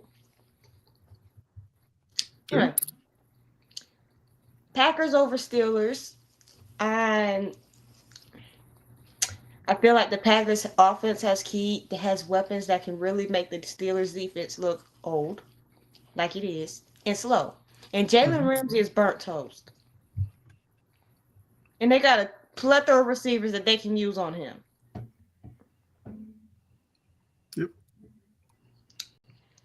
I'm going to pick the Chiefs over the Commanders. I'm not sold on the Commanders right now. Mm-hmm. They're having a sophomore slump. And I am hopeless, so I will pick the Jabroni Ponies over my team. Not the Jabroni Ponies. Okay. All right. I mean, obviously, we're each going to pick the Bears-Ravens game, but it's just like, if you are a proponent of the Ravens can't come back, this Bears game is a must-win. If you go to 1-6, I don't care how many numbers you crunch, there's no way they're coming back from 1-6. Because now you're asking them to win like 9 out of 10 games. And this team that had bad body language going into the bye, you think if they come out of the bye and lose, they're just going to turn it around? I don't. Sergeant says just the feeling the Colts will hit a slump. Can they do it this weekend? Hey, that would be a resume building win for Cam Ward. All right, Key, your picks. All right, so we got the Chargers. Pick them. I got Green Bay over Pittsburgh. Obvious choices here. Kansas City. Kansas City is starting to feel their groove again, getting everybody back. Got the Eagles over the Giants. I'm going to go out on a limb here and pick Dallas. Pick Denver over Dallas. Even though I understand Dallas does have the number one offense, it's just their defense still a suspect for me. And then Denver has a number one defense, so that should be interesting. We're probably going to see Satan on CD, and but then you got to worry about Pickens. But then that front get the Dak, which I think he can, because it's going to be interesting. That game's going to be interesting. So, Chargers, Green Bay, Kansas City, Eagles, Denver. Packers over the Cowboys for Plex and Cowboys' tenacity to win, but have a losing season. Yeah, that is going to be an interesting game, and you have to see which Denver offense shows up, right? Because their offense in the fourth quarter looked great, but you watching the first 3 quarters of that game, and they could not do a thing. And they got to play all 4 quarters. They can't have they can't have a meltdown and then expect to come back every game. It's not going to be like that. Yeah. And the Cowboys offense right now is probably better than the Giants one. So I don't know if the Cowboys offense would allow you to do that. Let's see. I charge over the Vikings, Packers over the Steelers. Same reasons that you all said. I just like what the Packers could do and attack you with many different options on offense. The Steelers have a good record. Not completely sold on them as a winning football team yet. Chiefs hitting their groove. Washington, Jaden Daniels is out, so unless Marcus Mariota wants to turn the clock back to Oregon, I just don't see it. I got the Patriots over the Browns, and I may kick myself for this. I'm taking the Falcons only because they're at home against the Dolphins. Only reason why I'm taking them. Dolphins are a mess. This is a game that the Falcons would do the Falcons thing and beat them by like 3 scores just to show you they can do it, and then get more people to start talking about them again, only to let you down probably in a couple of weeks. So, but that's where I'm going. I'm going to take the Falcons to bounce back after their loss out in Santa Clara to the Niners. The Falcons have earned their spot on the do not pick list. Right. And I usually have them there. Like I said, I only pick them home games. Only games I'll pick them in. I don't trust them on the road. And look, they're third in that division.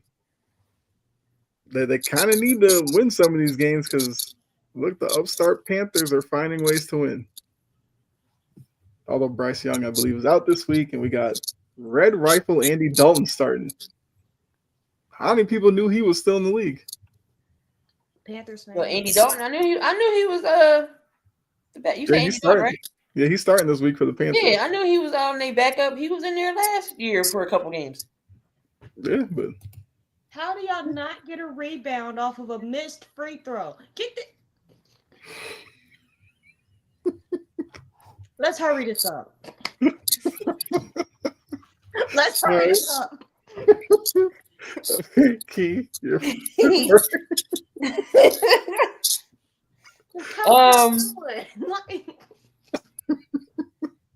So my final burn is I was contemplating on putting Joe on up here, but I conversed with the peers and they said no, it's okay.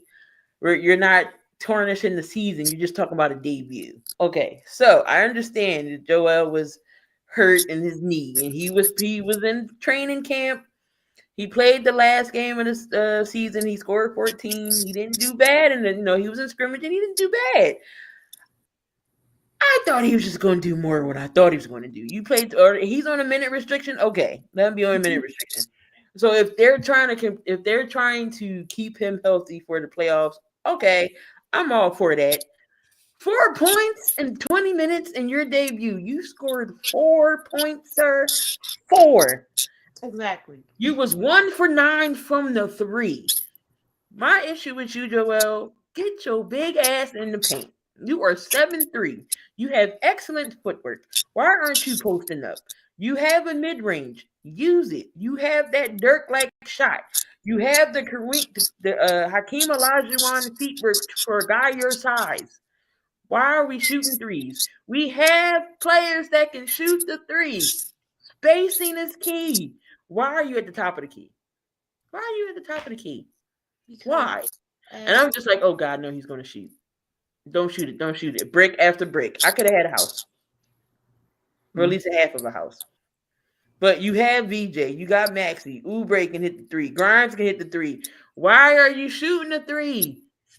Go in the paint. Go in the paint where you belong. And just dominate from the paint. Shaq said no, he's no longer a big nope. When Shaq says, oh, Joel is no longer a dominating big man, that's a problem already. That's an issue already. It's an issue.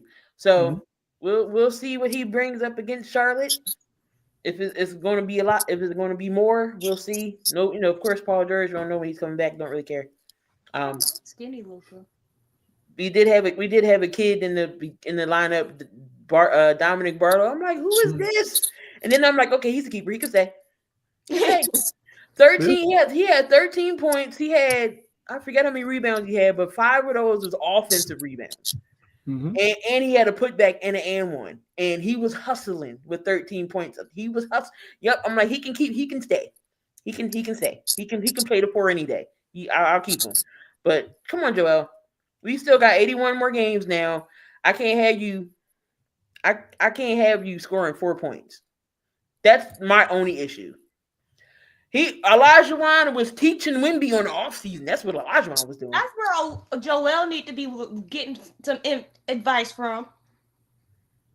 Yes, he does. And he said that's his guy. He look after. Yeah, he need to be calling him right now. Look, when Dwight Howard played, I said he should have hit up Olajuwon. Dwight Howard's offensive game never got any better. But Olajuwon basically was like you need me, call me, you can find me, and I'll teach you some footwork. Because that man, for a big man, best footwork you'll see for a guy in the post, which he attributed to his days playing soccer as a kid, because he got into basketball like late in high school, I think.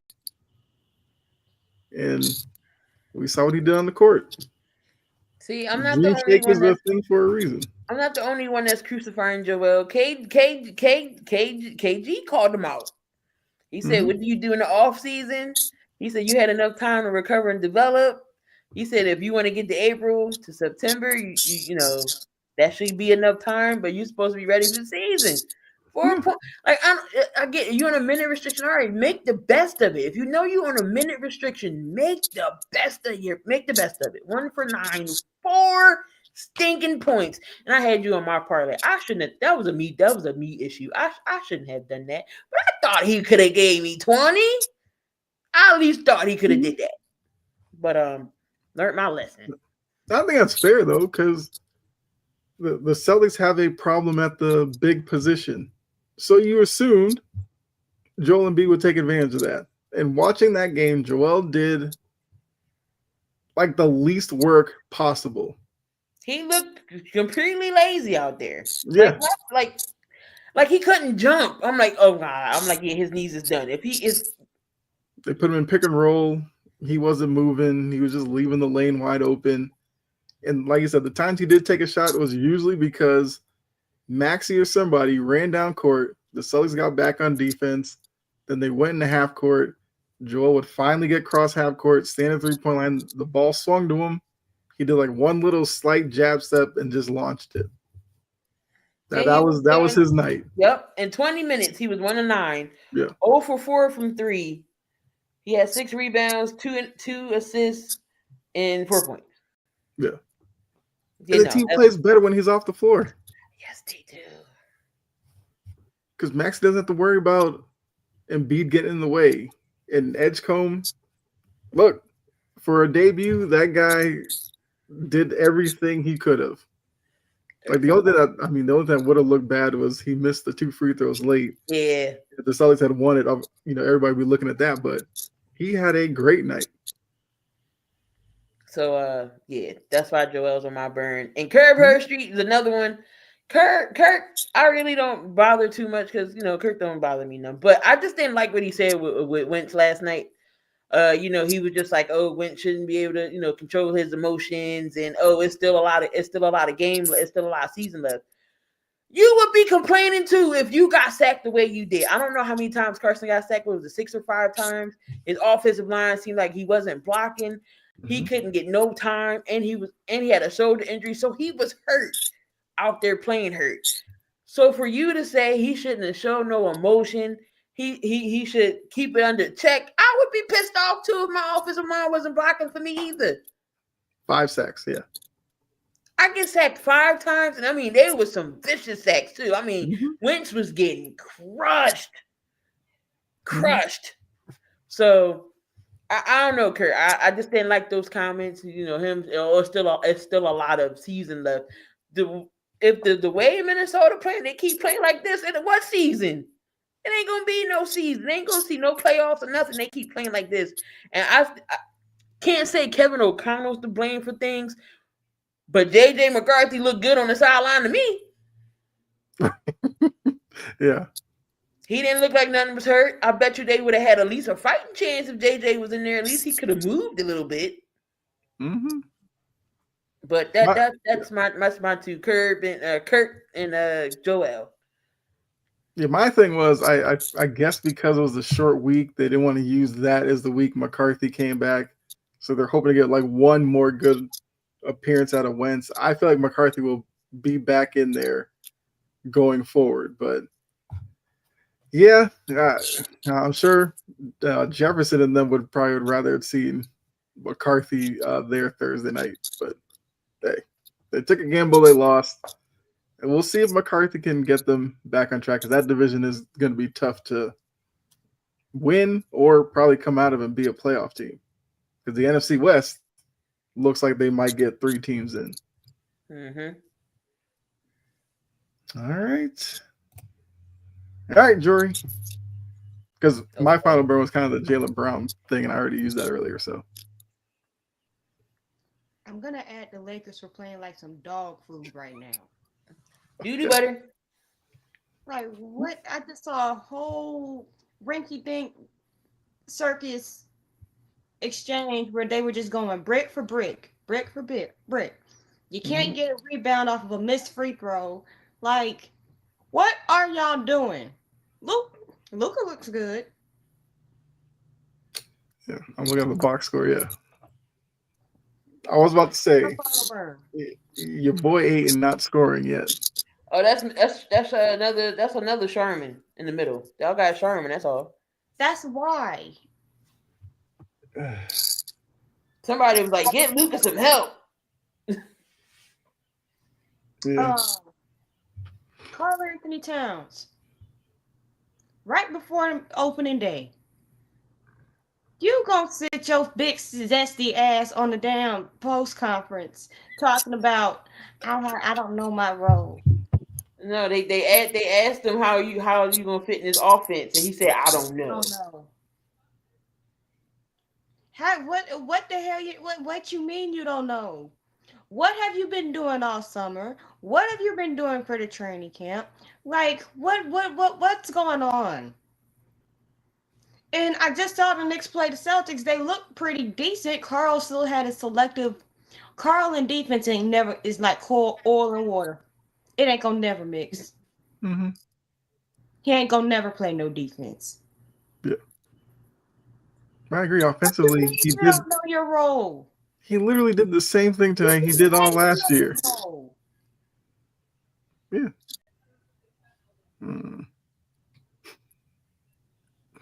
Man, don't start this crap. It is too early in the season for you to be starting this.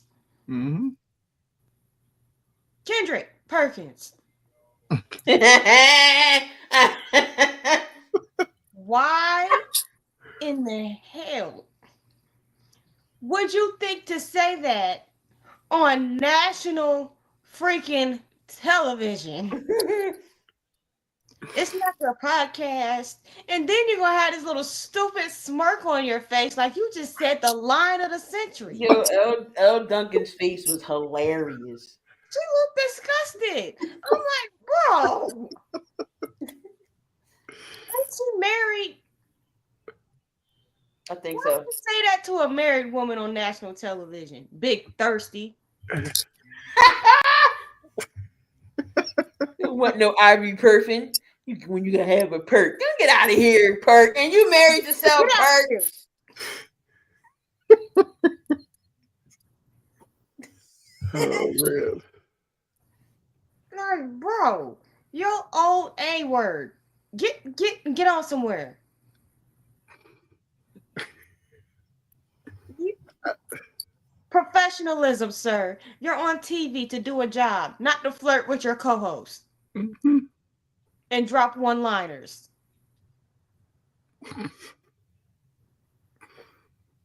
Like, why would you say that?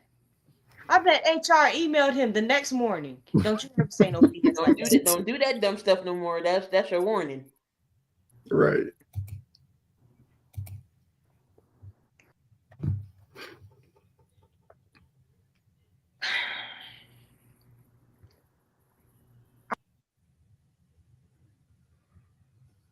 Because you came from Alabama.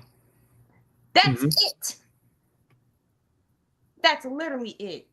From your hatred to macaroni and cheese, to you talking about wings and da da da da, to you over here saying that you want to eat a hot dog from each of the 50 states, so you just want to have a glizzy tour Glizzy tour. of the United States. Can you tour a wide receiver? Tour that. Tour that. Wide receivers go on world tours on the Ravens field. Mm-hmm. Unchecked. And you over here worried about a glizzy.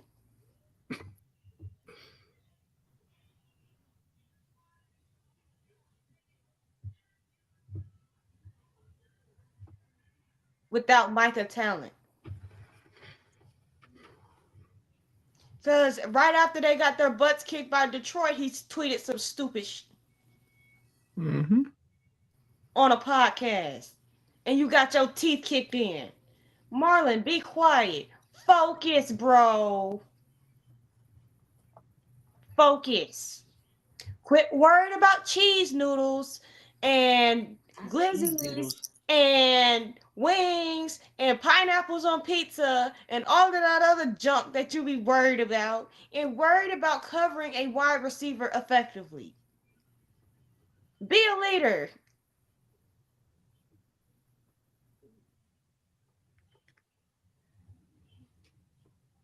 And to the next dum dum, Shady, shut up. Like, bro, be quiet. You don't need to say everything is not a story time. This is not the time or the place to be sitting over here talking like you done did some stuff and you just ain't getting caught for it. They use podcasts as evidence, airhead. That's how they got Tupac's killer.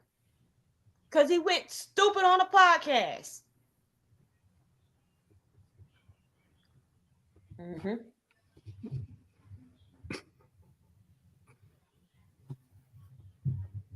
Podcast right now. That was a surprise because I'm like, first of all, after that Joy Taylor shot, which was deserved, quit acting like Acho didn't start that. I want folks to quit acting like Acho didn't start that. Because if I get baptized and I tell you something about me getting baptized, and you sit here and say, well, they needed to do it again, I'm going to go to hell with it. and drink some holy water after. I look, that's certain things I don't play about. And if you sit here saying I need to get baptized again, I'm like, well, your mama should have been baptized.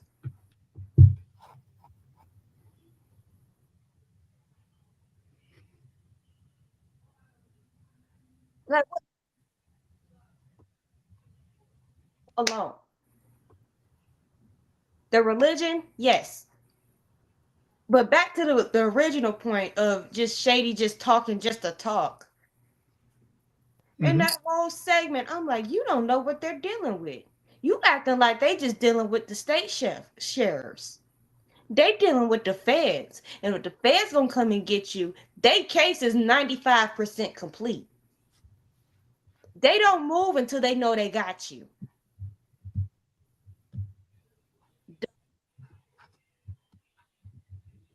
How about last but not least,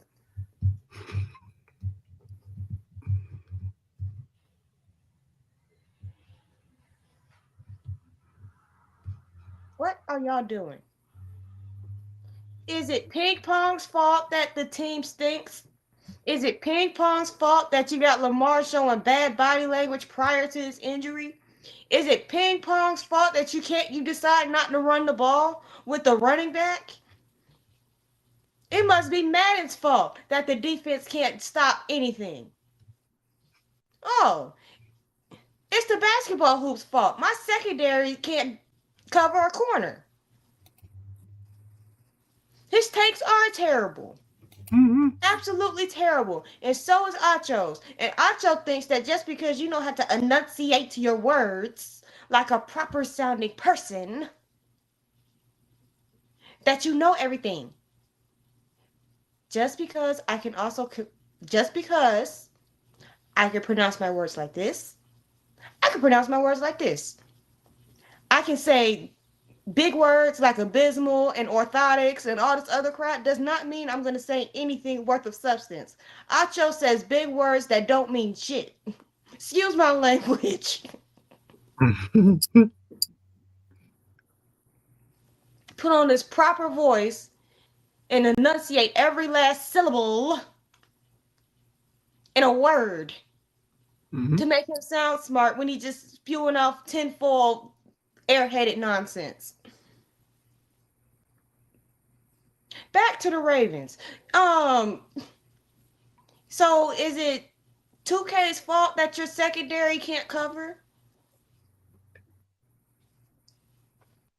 Is it the basketball hoop's fault that Zach Orr is terrible at calling defensive plays?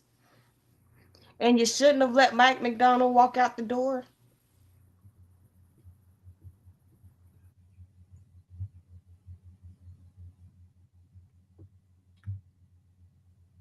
Really? It's the ping pong table's fault. Mm-hmm.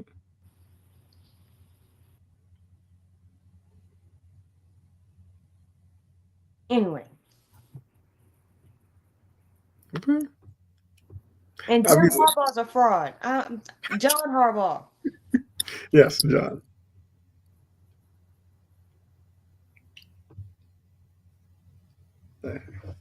Yeah. Yeah, Sijin, you should absolutely thank the Ravens for McDonald because we saw taking him away from that defense has set them back exponentially. Um, I just saw. I was just looking up the Ravens thing again. So Ravens veterans removed all that. Sure, whatever. They do all of this. If I were a Ravens fan, I better see, 4 quarters of nothing but execution and effort against the Bears. Because if you do all of this and come out looking the way you did before the bye, what was the point? So this is their season. That Chicago game, if they lose it, they are done. If they win it, sure. You want to keep hope alive that you could come back and win the division. I mean, I don't believe it, but I'll at least hear the conversation. Not with Joe Flacco being hot. But it's like nobody wants to give the Bengals any credit. I'm like, Joe Flacco's job right now is to get them to mid-December within either the division race or the wild card race. That's all he has to do. Because Burrow apparently will be ready by then. Thank God for my fantasy team because I've been over here struggling. Just Look, messed Burrow. up my entire fantasy season. Yeah, I mean, look, Burrow is a popular fantasy, draft pick, and him being out has set back a lot of teams. So it's a lot of people. Flacco, the original Cool Joe. There you go.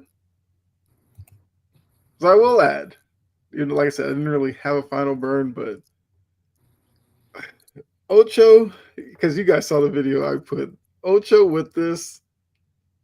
So if you watch Abbott Elementary, Barbara, where she like mixes up her references all the time, that's Ocho. This man was up there trying to say sciatica. Joe Johnson is sitting there. He's like, "Hey Joe, you ever heard of cicadas?" And Joe's like, "What is that?" And Shannon was like, "You mean sciatica?" And Joe Johnson's like, "Oh, I know somebody who had that. That's nothing to mess with." And Shannon goes to say, like, I knew what Ocho was saying. But he was like, he wanted to wait to see if Joe was going to react however he reacted. And then Shannon called out Ocho again, was like, same when you say George Flintstone. I know you got Fred Flintstone and George Jetson mixed up. And Ocho's just sitting there laughing like, and I'm just like, bruh. See, now I get why people watch that. Because Ocho's stage. He don't know nothing, but he's hilarious. That's what I'm saying. No, it was one. It was God bless, one where he tries. They had asked him.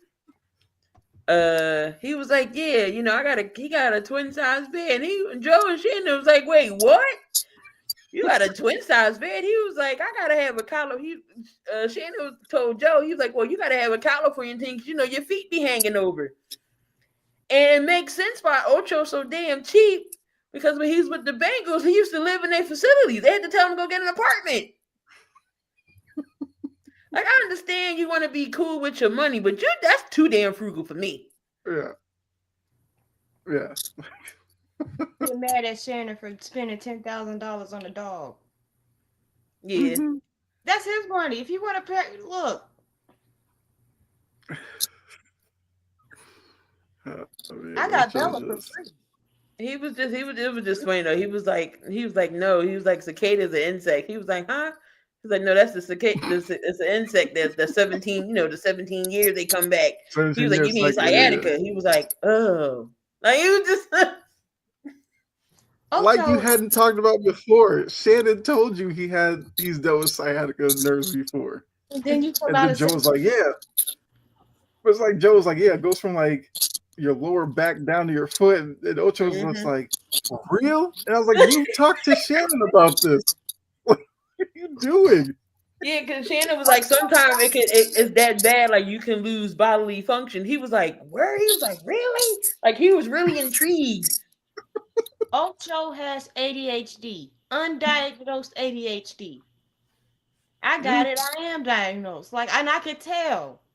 Mm-hmm. Calling Fred Flintstone, George Flintstone, we knew what he was talking about. I kind of knew what he was talking about when he said that. I'm like, he just mixed them two up. That's what Shannon was like. Shannon's like, you do it all the time. I just know what you're talking about at this point. But then it was like, Shannon was like, you have cicadas in Cincinnati though, right? And Ocho was like, oh yeah, I remember them there too. And I was like, so you know what they are. You know what you were trying to say. But Joe Johnson was just so confused, like, cicadas? What are you talking about? That's exactly how it sounds when you talk about basketball, period. Oh, he struggles through basketball talk, and he still tries to contribute. That's why they got to bring Joe on the show when it's basketball season. They have to, because Shannon and Ocho ain't gonna get it through. He ain't gonna. Nope. Because all Shannon's gonna do is carry, and all Ocho's gonna do is just say the wrong stuff and just be absolutely wrong. Mm-hmm. That's why Shannon told him, he's like, you gotta watch basketball, Chad. I know what I'm watching. Learn. Like, come on. Like, you can watch NBA TV. There's so many shows that can teach you something. But that is true. That is part of the dynamic that does make it entertaining. Is it annoying as well? Yes. Yes. Just like he said, he was going to take him to an NBA YoungBoy concert. When I saw a video of Chad at that NBA YoungBoy concert, I'm like, what is his old ass doing? Seeing anything? Oh wait, he actually went. They actually went. He went. What your bald headed self doing? What?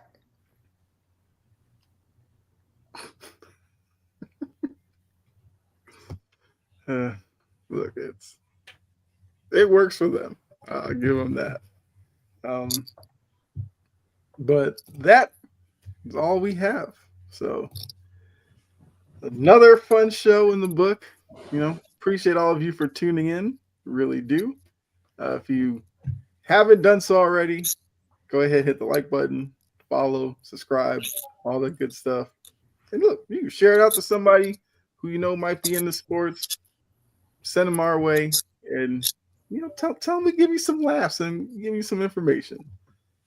Appreciate that, Sajan. You enjoy your weekend as well. So, I guess, Jory, got anything you want to add before we get out of here? I'm still rebranding. Okay. This weekend, I will be getting I will be redoing my pages and stuff like that. I'll probably be making an intro. But once I get a new laptop, just wait. Just wait. When I tell you I'm finna start dropping some stuff when I get this laptop, man, y'all ain't gonna be able to tell me nothing. All right. That's when I can actually really learn how to do intros and stuff like that, because my laptop is running out of space and I need it for work. Yeah. All good. Key, anything you want to add before we get out of here? No, I think I'm good. Let's see what the Sixers. I'm not sucked in yet. I can't, because if I get sucked in, I'm only gonna get my heart broke. So we'll see. We'll see. Tomorrow they play the Hornets.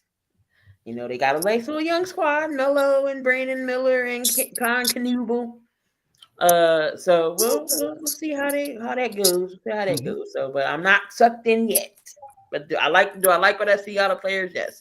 I'm not getting sucked in yet. I'm not sold. So I'm not gonna do that yet. But it should be interesting. And NBA so far, it has not been a disappointment yet. So I like it so far. And shout out to the Prime team.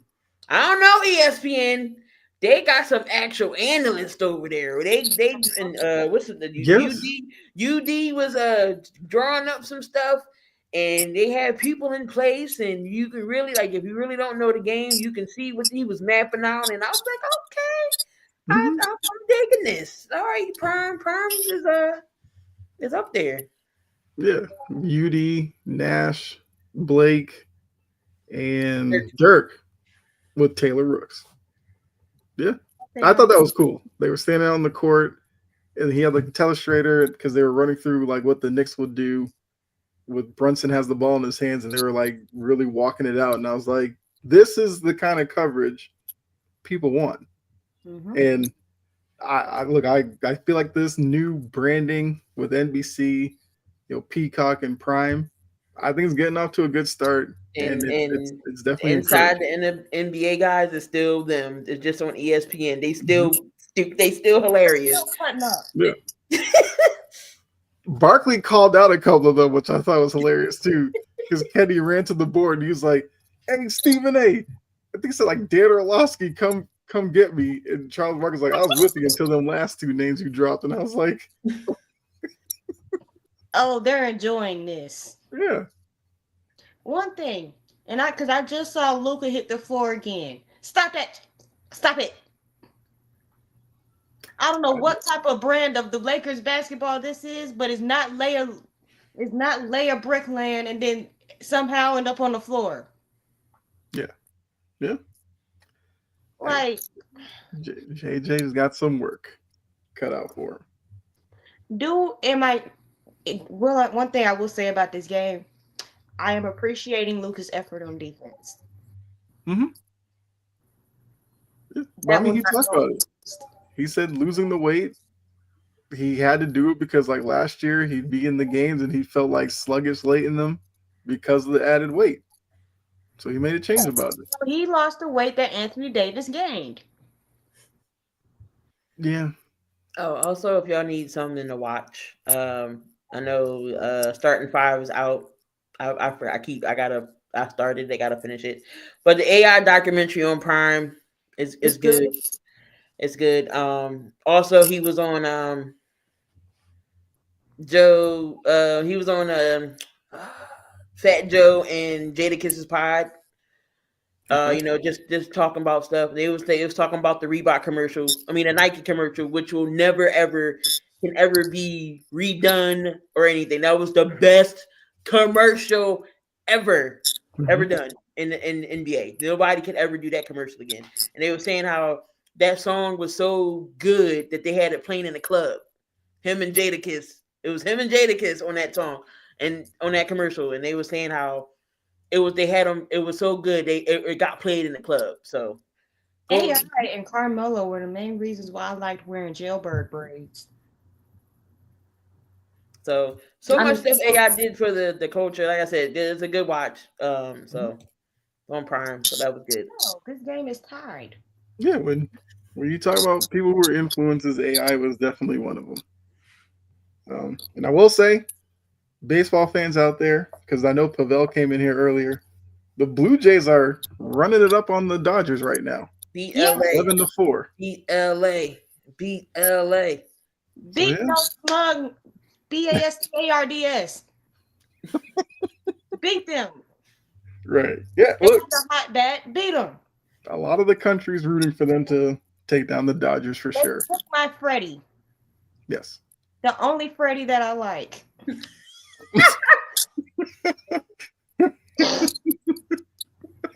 You know what? I need to get off this camera.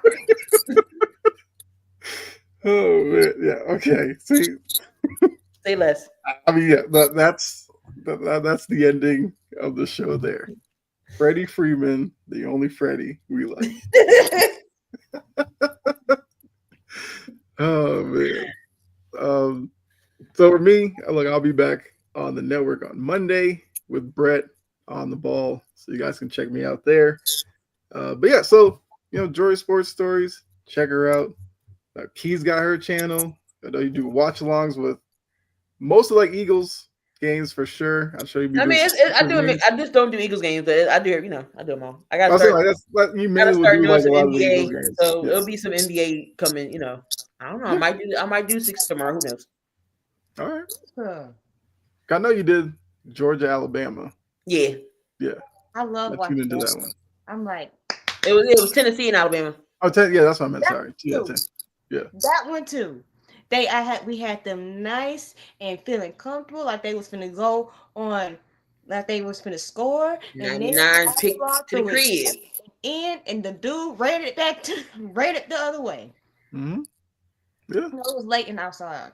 Ty Simpson, nice though. Yeah, Brian Williams, you gonna be a star definitely. I Mm-hmm. call Tyrone or He, Tyrell. I mean, look, after the Florida State game, there's a lot of people who were down on him. He has definitely turned his season around since then, and Bama's now a top 5 team in the country. So they look like they're gonna be a playoff team. That's obviously the first thing you got to do if you want to win a national title. I know DeBoer was on a lot of Bama fans' hit list, but he has them in Mhm. position. I will say I am sorry. I am sorry, Kaylin DeBoer. I just didn't think that you all you needed was to wear that black hoodie and you figured out how to coach. Yeah, but a lot of that was Ty Simpson got more comfortable. That Florida State game, he was very jumpy in the pocket. Now, when you watch him, he looks like a guy that knows that offense, knows where to throw the ball. And that's why they're winning now. God damn Miller. Yeah. That's a cool name. His name is Jam. Mhm. Shout out to Georgia Tech, because in what universe have you ever thought that would have a better record than Alabama other than Georgia Tech? They grow Yeah, up I so mean, fast. yeah, because they won a national title like 90. Georgia Tech won one like in the early Brent 90s. Key, their coach came from Alabama's coaching staff, so that's the reason why. Yeah. They got out of that Paul Johnson wishbone like offense that I just could Couldn't not stand to stand that watch. crap. I'm like, stop I playing. hated that offense so much. I hate it. Yeah. So they got more pro style. Look at them. They're winning games now. But look, uh, make sure you guys do come back next week. We will have obviously more NFL talk, more NBA, more with the gambling if anything else happens. Like I said, the WNBA deadline is next Friday, so we'll definitely have something to talk about with that. So if you want to learn all about that and get the rants and the funny, you got to come back here next Friday for another edition of Passion and Precision. And make sure you check out the other shows on the network as well. Monday to Friday, start your days, coffee and sports. And then from there, your week is covered. So make sure you do so. So for myself, Jory, and Key, we are out of here. Enjoy your weekend, enjoy the games, and we'll see you next week. All right, bye.